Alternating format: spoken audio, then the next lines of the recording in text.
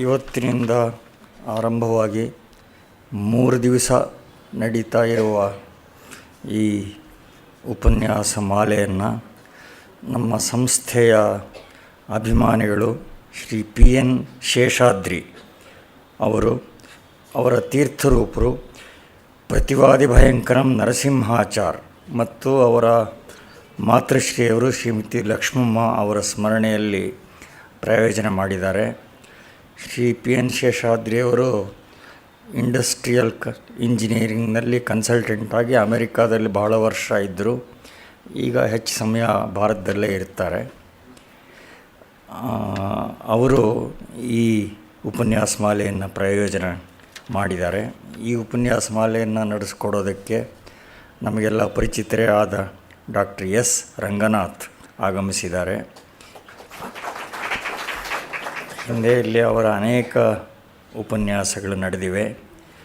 ಬೆಂಗಳೂರು ವಿಶ್ವವಿದ್ಯಾಲಯದ ಸಂಸ್ಕೃತ MA ತರಗತಿಯಲ್ಲಿ ಪ್ರಥಮ ಶ್ರೇಣಿ ಪ್ರಥಮ ರ್ಯಾಂಕ್ ಪಡೆದರು. ಅವರಿಗೆ ಹಿರಿಯಣ್ಣ ಚಿನ್ನದ ಪದಕ ಮತ್ತು ಹೆಬ್ಬಾರ್ ಶ್ರೀ ವೈಷ್ಣವ ಸಭಾ ಚಿನ್ನದ ಪದಕ ಕೂಡ ಲಭಿಸಿತ್ತು. ವೇದಧರ್ಮ ಪರಿಪಾಲನಾ ಸಭಾದವರು ವೇದಭೂಷಣ ಅನ್ನುವ ಪ್ರಶಸ್ತಿಯಿಂದ ಅವರನ್ನು ಗೌರವಿಸಿದ್ದರು. ಚಾಮರಾಜೇಂದ್ರ ಸಂಸ್ಕೃತ ಕಾಲೇಜಿನಿಂದ ಅದ್ವೈತ ವೇದಾಂತದಲ್ಲಿ ವಿದ್ವತ್ ಪದವಿ ಪಡೆದರು.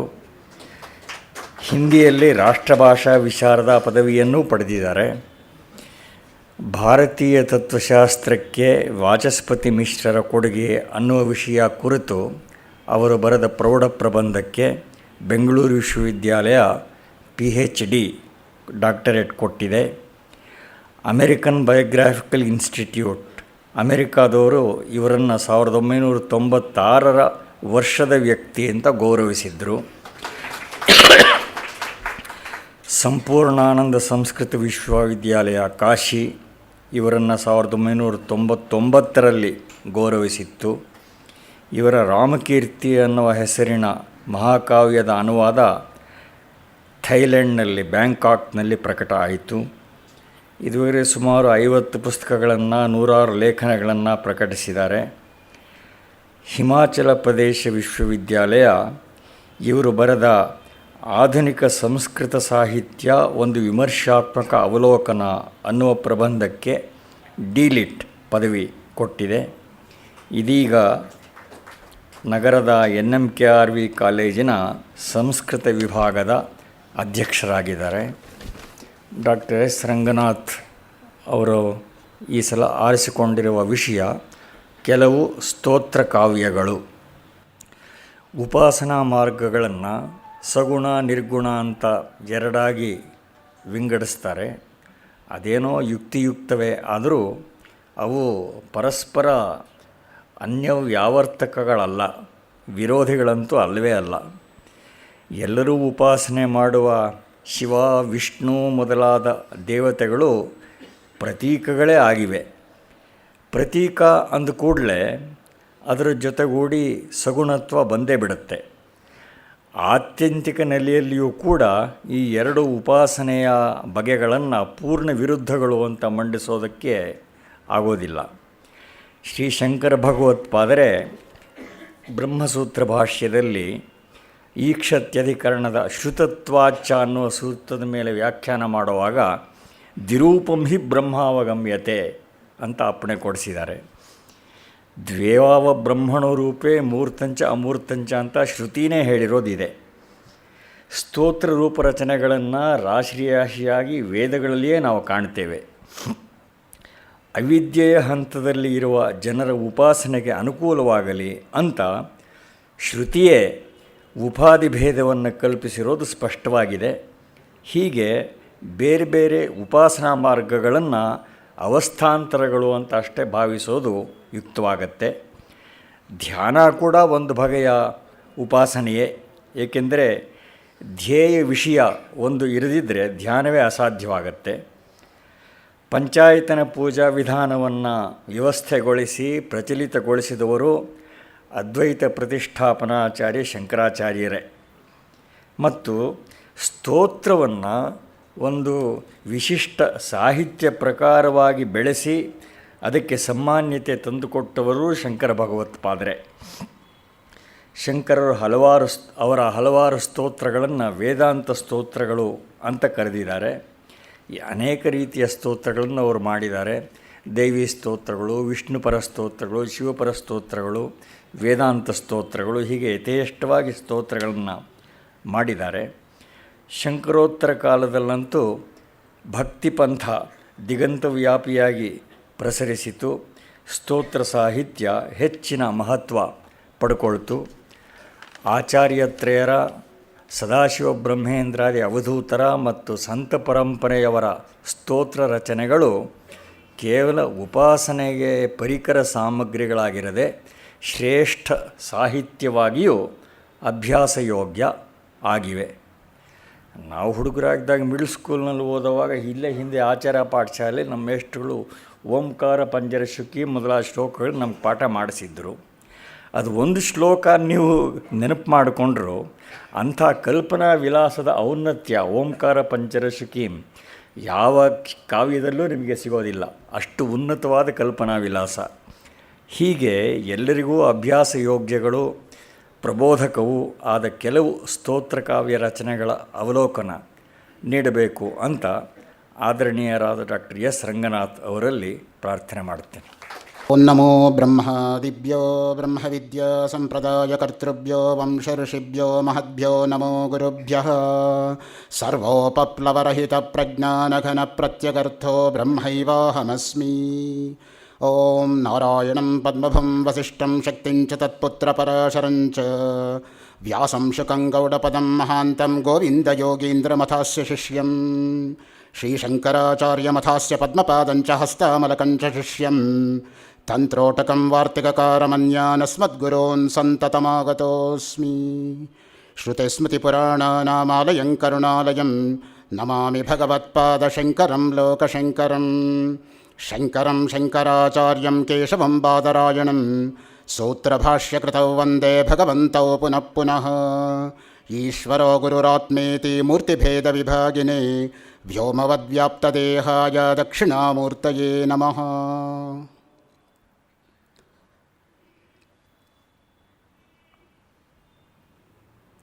ಪರಮಾದರಣೀಯರು, ಹಿರಿಯರೂ ಆದಂತಹ ಗೋಖಲೆ ಸಾರ್ವಜನಿಕ ಸಂಸ್ಥೆಯ ಗೌರವ ಕಾರ್ಯದರ್ಶಿಗಳಾಗಿರ್ತಕ್ಕಂತಹ ಡಾಕ್ಟರ್ ಎಸ್ ಆರ್ ರಾಮಸ್ವಾಮಿಯವರೇ, ಸನ್ಮಿತ್ರ ಕರ್ಮಯೋಗಿ ಬಿ ಎಸ್ ರಾಮು ಅವರೇ, ಈ ಕಾರ್ಯಕ್ರಮವನ್ನು ಪ್ರಾಯೋಜನೆ ಮಾಡಿರ್ತಕ್ಕಂತಹ ಪಿ ಎನ್ ಶೇಷಾದ್ರಿಯವರೇ, ಇಲ್ಲಿ ನೆರೆದಿರ್ತಕ್ಕಂತಹ ಆಸ್ತಿಕ ಮಹನೀಯರೇ ಮತ್ತು ತಾಯಂದಿರೇ, ಕೆಲವು ಸ್ತೋತ್ರ ಕಾವ್ಯಗಳು ಎಂಬ ವಿಷಯವನ್ನು ಕುರಿತು 3 ದಿನಗಳ ಈ ಉಪನ್ಯಾಸ ಮಾಲೆಯಲ್ಲಿ 3 ಜನ ಮಹನೀಯರ ಒಂದೊಂದು ಸ್ತೋತ್ರದ 1 ಅಥವಾ 2 ಶ್ಲೋಕಗಳನ್ನು ಮಾತ್ರ ತಮ್ಮ ಮುಂದೆ ಇಡ್ತಕ್ಕಂತಹ ಪ್ರಾಮಾಣಿಕ ಪ್ರಯತ್ನವನ್ನು ಮಾಡೋದಕ್ಕೆ ತಮ್ಮ ಅನುಮತಿಯನ್ನು ಬೇಡ್ತಾ ಇದ್ದೀನಿ. ಈಗ ತಾನೇ ಪೂಜ್ಯರಾದ ರಾಮಸ್ವಾಮಿಯವರು ತಿಳಿಸ್ಕೊಟ್ಟ ಹಾಗೆ ಪ್ರಾಯಶಃ ಸ್ತೋತ್ರಕಾವ್ಯ ಅಂದರೆ ಶಂಕರರು ಅಂದರೆ ಸ್ತೋತ್ರಕಾವ್ಯ ಅನ್ನೋಷ್ಟು ಅನ್ವರ್ಥವಾಗಿಬಿಟ್ಟಿದೆ. ಅಷ್ಟವರ್ಷೇ ಚತುರ್ವೇದಿ, ದ್ವಾದಶೇ ಸರ್ವಶಾಸ್ತ್ರವಿತ್, ಷೋಡಶೇ ಕೃತವಾನ್ ಭಾಷ್ಯಂ, ದ್ವಾತ್ರಿಂಶೇ ಮುನಿರಭ್ಯಗಾತ್. ಯಾರಾದರೂ ಒಂದು ಜೀವಮಾನದಲ್ಲಿ ಕನಸು ಮನಸ್ಸಲ್ಲೂ ಎಣಿಸ್ಕೊಳ್ಳೋಕ್ಕೆ ಸಾಧ್ಯನಾ ಇಂತಹ ಒಂದು ಸಾಧನೆ ಅಂದರೆ? ಅಷ್ಟವರ್ಷೇ ಚತುರ್ವೇದಿ, 8ನೇ ವಯಸ್ಸಿಗೆ 4 ವೇದಗಳು ಕೂಡ ಕರತಲಾಮಲಕವಾಗಿತ್ತು. ದ್ವಾದಶೇ ಸರ್ವಶಾಸ್ತ್ರವಿತ್, 12ನೇ ವಯಸ್ಸಿಗೆ ಸಮಸ್ತ ಶಾಸ್ತ್ರಗಳ ಮೇಲೂ ಕೂಡ ನಿರ್ದಿಷ್ಟವಾದ ಮತ್ತು ನಿಖರವಾಗಿರ್ತಕ್ಕಂಥ ಪಾಂಡಿತ್ಯ ಇತ್ತು. ಷೋಡಶೇ ಕೃತವಾನ್ ಭಾಷ್ಯಂ, 16ನೇ ವಯಸ್ಸಿಗೆ ಭಗವದ್ಗೀತೆಯ 700 ಶ್ಲೋಕಗಳು, ಬ್ರಹ್ಮಸೂತ್ರದ 555 ಸೂತ್ರಗಳು, 10 ಉಪನಿಷತ್ತುಗಳಿಗೆ ಪ್ರಸನ್ನ ಗಂಭೀರ ಶೈಲಿಯಲ್ಲಿ ಭಾಷ್ಯವನ್ನು ಅನುಗ್ರಹಿಸಿದ ವಯಸ್ಸು 16. ಬರೀ ಭಾಷ್ಯ ಗ್ರಂಥಗಳಿಗೆ ಸೀಮಿತಗೊಳಿಸಲಿಲ್ಲ, ಅದು ಉತ್ತಮಾಧಿಕಾರಿಗಳಿಗಾಯಿತು. ಮಧ್ಯಮಾಧಿಕಾರಿಗಳಿಗೇನು ಅಂತ ಜಿಜ್ಞಾಸೆ ಬರಬಹುದು ಅಂತ ಉತ್ಥಾಪ್ಯಾಕಾಂಕ್ಷೆಯನ್ನು ಮಾಡಿಕೊಂಡು ಅನೇಕ ಪ್ರಕರಣ ಗ್ರಂಥಗಳನ್ನು ರಚಿಸಿದರು ಭಗವತ್ಪಾದ ಶಂಕರರು. ಅದರಲ್ಲಿ ವಿವೇಕ್ ಚೂಡಾಮಣಿಗಿರ್ತಕ್ಕಂಥ ಸ್ಥಾನ ಇನ್ಯಾವುದಕ್ಕೂ ಇಲ್ಲ. ಪ್ರಕರಣ ರಾಜ ಎಂಬುದಾಗಿಯೇ ವಿವೇಕ ಚೂಡಾಮಣಿಗೆ ಒಂದು ಹೆಗ್ಗಳಿಕೆ ಇದೆ.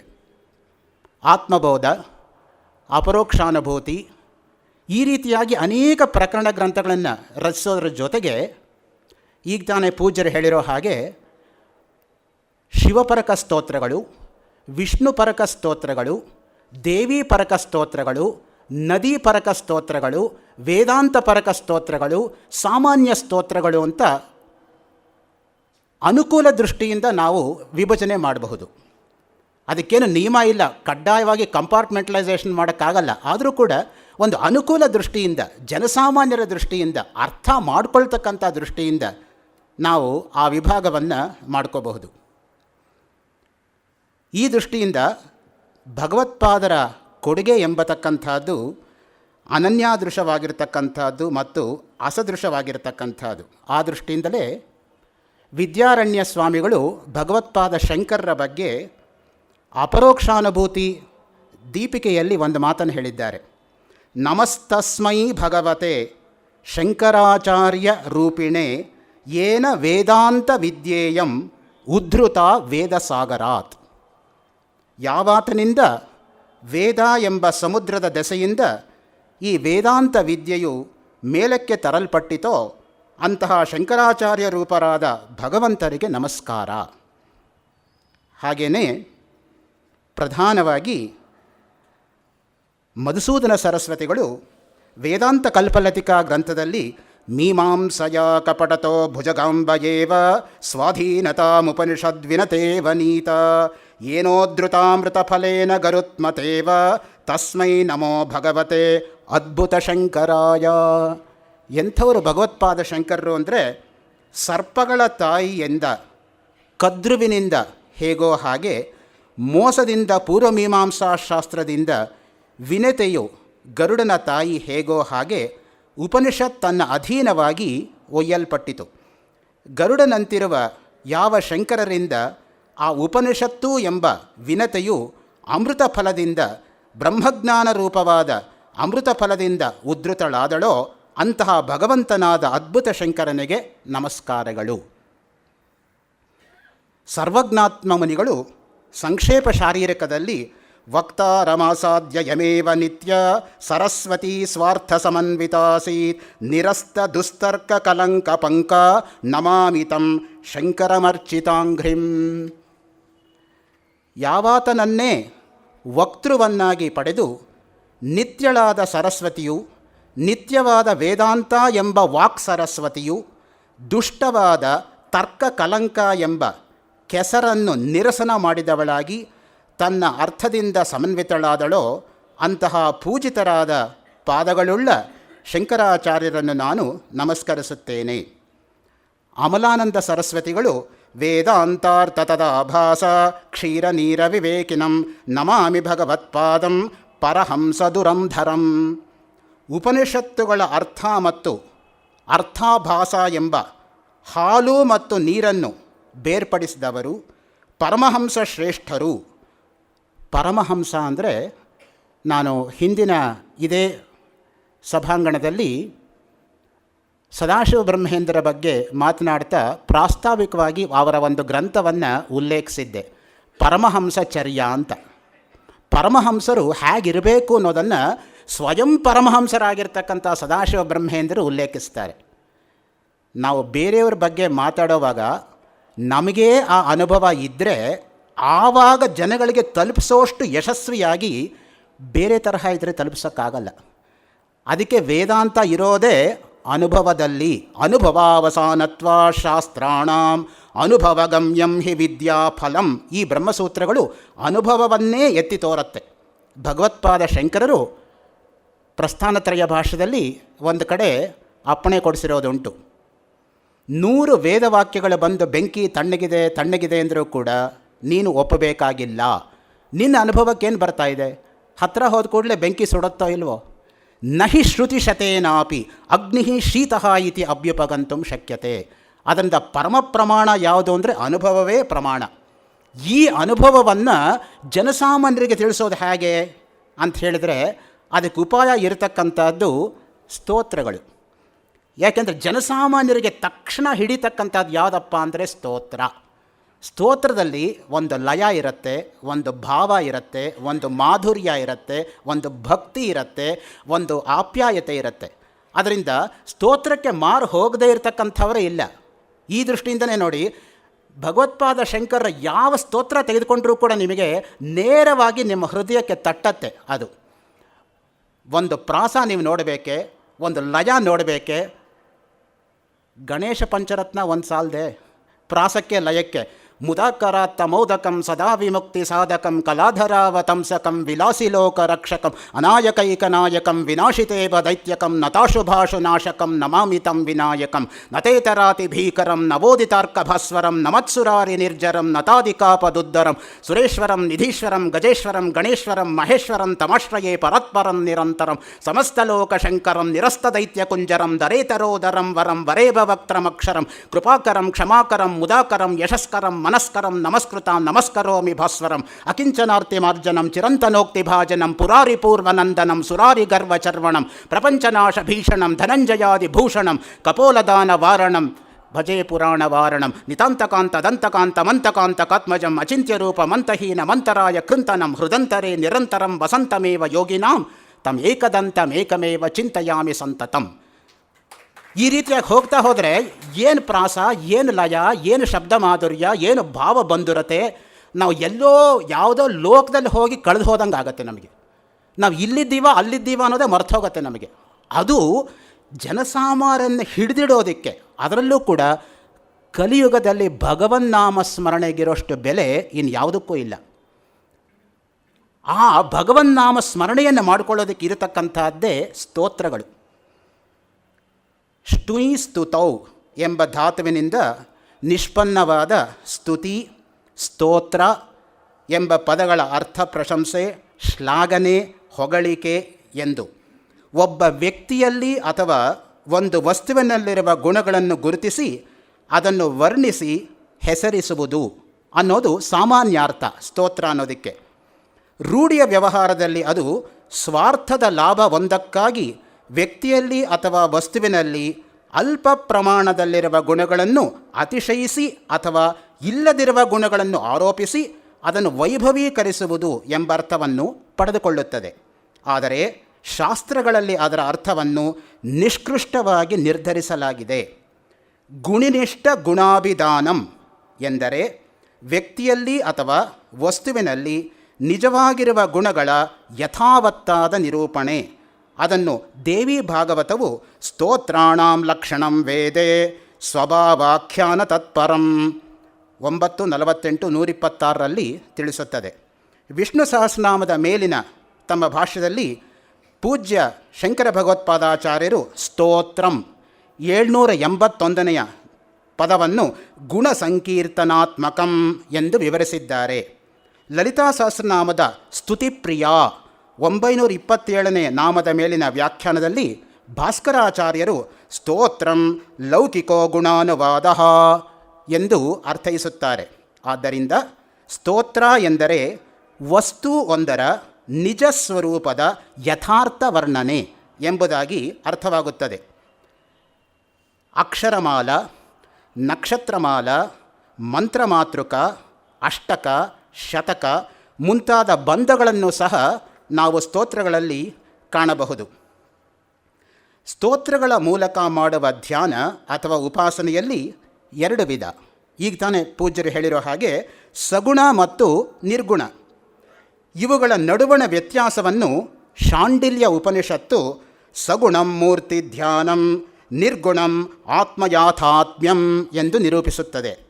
ಶ್ರೀ ವಿದ್ಯಾರ್ಣವ ತಂತ್ರವು ಇದನ್ನೇ ಆತ್ಮನೋ ಹೃದಯಾಂಬೋಜಂ ಕರ್ಣಿಕಾ ಕೇಸರೋಜ್ವಲಂ ಸ್ವೀಯೇಷು ಇಷ್ಟದೇವತಾಂ ತತ್ರ ಧ್ಯಾಯೇತ್ ಆಗಮಬೋಧಿತಾಂ ಏವಂ ತದ್ವೇದನಂ ತದ್ಧಿ ಸಗುಣಂ ಧ್ಯಾನಮುಚ್ಯತೆ ಯಜ್ಜೀವ ಬ್ರಹ್ಮಣೋರೈಕ್ಯಂ ಸೋಹಂ ಸ್ಯಾದಿತಿ ವೇದನಂ ತದೇವ ನಿರ್ಗುಣಂ ಧ್ಯಾನಂ ಇತಿ ಬ್ರಹ್ಮವಿದೋ ವದಂತಿ.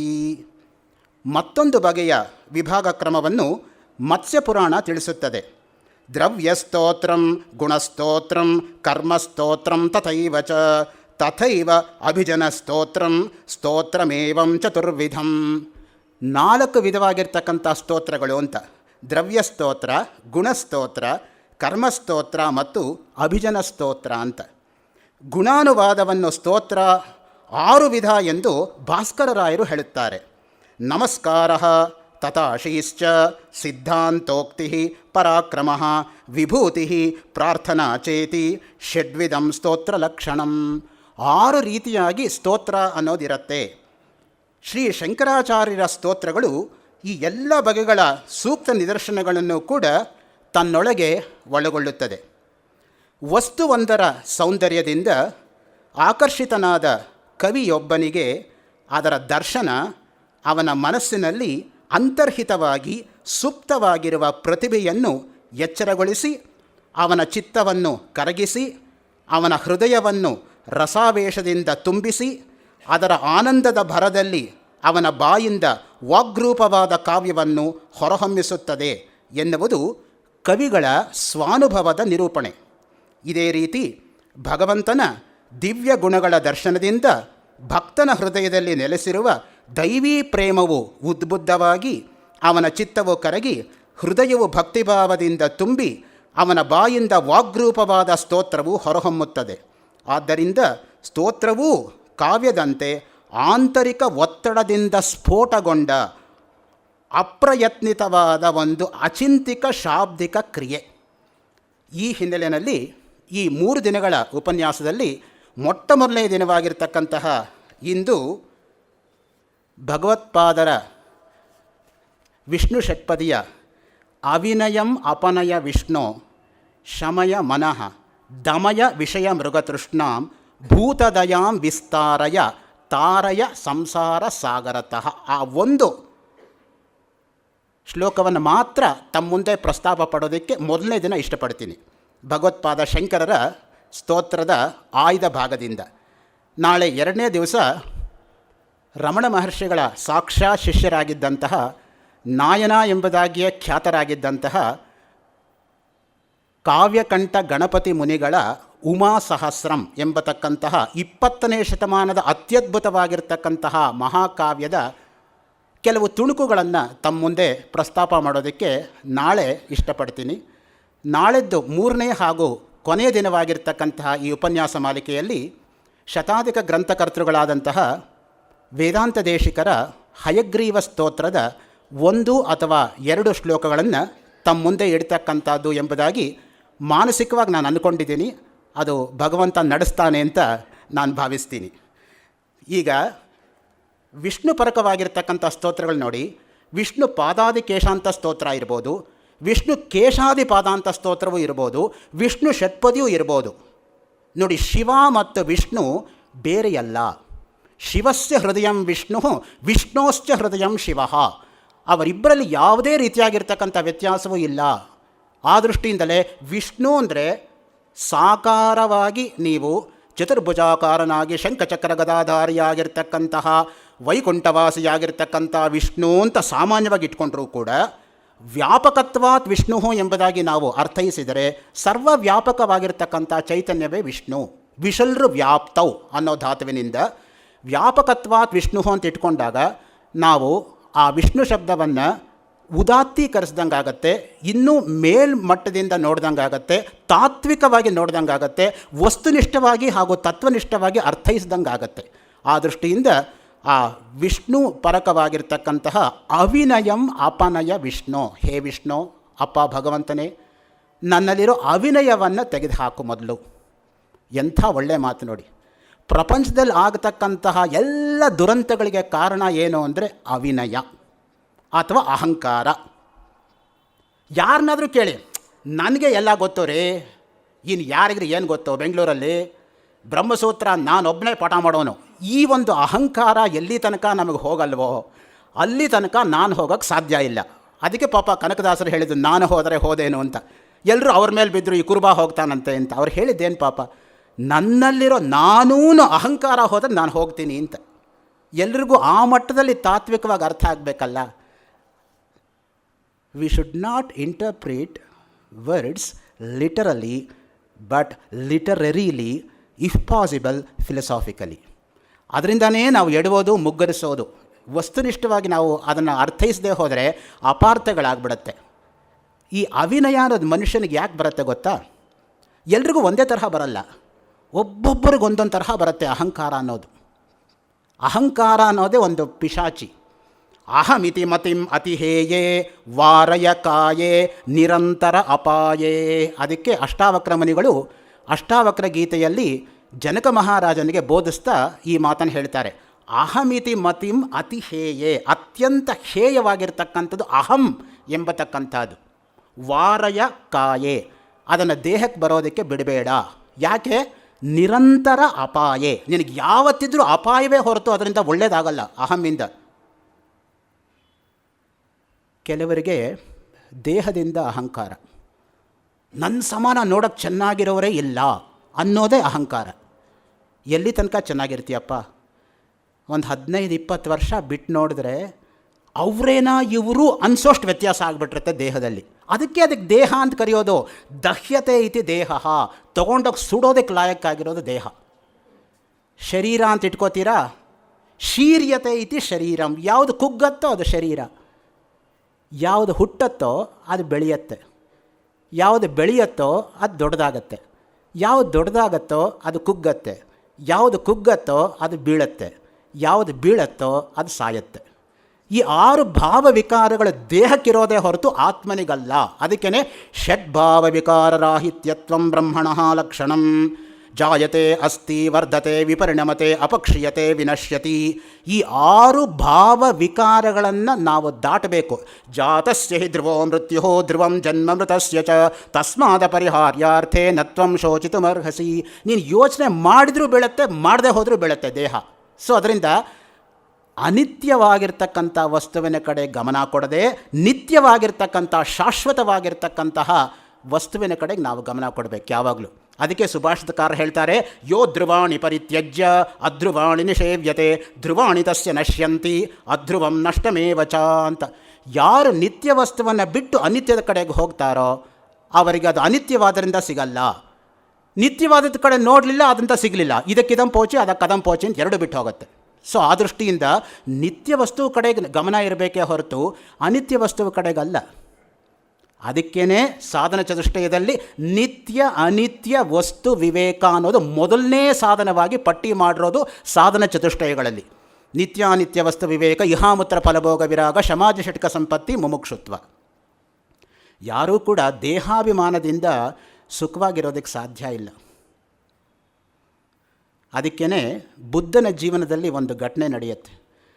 ನಾನು ಹಿಂದಿನ ಉಪನ್ಯಾಸ ಮಾಲೆಯಲ್ಲೂ ಇದನ್ನು ಹೇಳಿದ್ದೆ, ಮತ್ತೆ ಸ್ಮಾರಯೇ ನತು ಶಿಕ್ಷಯೇ ಅನ್ನೋ ನ್ಯಾಯದಿಂದ ತಮ್ಮ ನೆನಪಿಗೆ ತಂದು ಕೊಡ್ತಾ ಇದ್ದೇನೆ ಅಷ್ಟೇ, ಹೊಸದಾಗಿ ನಾನೇನು ಹೇಳ್ತಾ ಇಲ್ಲ. ನಂದ ಅಂತ ಒಬ್ಬ ಅವನಿಗೆ ತಮ್ಮ ಇದ್ದ. ಆ ನಂದನನ್ನು ಒಂದಿನ ಅವನು ವಿಹಾರಕ್ಕೋಸ್ಕರ ಕರ್ಕೊಂಡು ಹೋದ.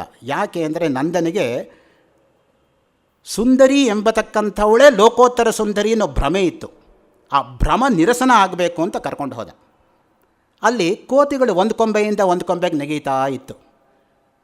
ತಮ್ಮ ಇದು ಹೇಗಿದೆ ಅಂತ ಕೇಳ್ದ. ಅಯ್ಯೋ ಕೋತಿ ಅಣ್ಣ, ಅದು ಗೊತ್ತಿಲ್ವಾ, ನಡಿಯಪ್ಪ ಮುಂದೆ. ಇನ್ನು ಮುಂದೆ ಹೋದರೆ ಅಪ್ಸರೆಗಿಂತ ಚೆನ್ನಾಗಿರ್ತಕ್ಕಂಥ ಒಬ್ಬಳು ಯುವತಿಯನ್ನು ತೋರಿಸ್ಬಿಟ್ಟು ಅವಳ ಹಿನ್ನೆಲೆಯಲ್ಲಿ ನಿನ್ನ ಸುಂದರಿ ಹೆಂಗೆ ಕಾಣ್ತಾಳೆ ಅಂತ ಕೇಳ್ದ. ಅದಕ್ಕೆ ಅವನು ಹೇಳ್ದ, ನನ್ನ ಸುಂದರಿ ನೀನಾಗಲೇ ತೋರಿಸಿದ್ಯಲ್ಲ ಅಣ್ಣ, ಕೋತಿ ಆ ಥರ ಇದ್ದಾಳೆ ಅಂತ. ನೀನೇ ಸುಂದರಿ ಅಂತ ಹೇಳ್ತಾ ಇದೆಯಲ್ಲಪ್ಪ, ಈಗ ನಿನ್ನ ಬಾಯಿಂದಾನೇ ಬಂತಲ್ಲ ಅವಳೇ ಕೋತಿ ಅಂತ. ಪ್ರಪಂಚದಲ್ಲಿರ್ತಕ್ಕಂಥ ಎಲ್ಲ ಸೌಂದರ್ಯವೂ ಅಷ್ಟೇನಪ್ಪ. ಅವರಿಗಿಂತ ಇವರು ಚೆನ್ನ, ಇವರಿಗಿಂತ ಅವರು ಸುಂದರ ಅಷ್ಟೇ ಹೊರತು ಶಾಶ್ವತವಾಗಿರೋ ಸೌಂದರ್ಯ ಇರತಕ್ಕಂಥದ್ದು ನಿತ್ಯ ವಸ್ತುವಿಗೆ ಮಾತ್ರ. ಅದೇ ಸತ್ಯ, ಅದೇ ಶಿವ, ಅದೇ ಸುಂದರ. ಸತ್ಯಂ ಶಿವಂ ಸುಂದರಂ. ಯಾವುದು ಸತ್ಯವೋ ಅದು ಶಿವ.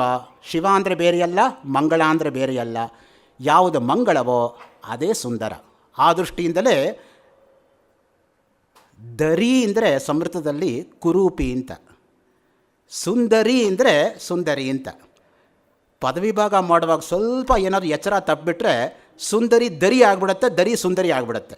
ಎಷ್ಟು ಅರ್ಥ ಅನರ್ಥವಾಗಿಬಿಡುತ್ತೆ ಅಂದರೆ, ಒಂದು ಅಲ್ಪಪ್ರಾಣ ಮಹಾಪ್ರಾಣ, ಒಂದು ದೀರ್ಘ ಒಂದು ಹ್ರಸ್ವ, ಒಂದು ಉದಾತ್ತ ಒಂದು ಅನುದಾತ್ತ ವ್ಯತ್ಯಾಸ ಆದರೆ ಅಯ್ಯೋ ಅನ್ಸತ್ತೆ ಅರ್ಥ ಗೊತ್ತಾದವರಿಗೆ.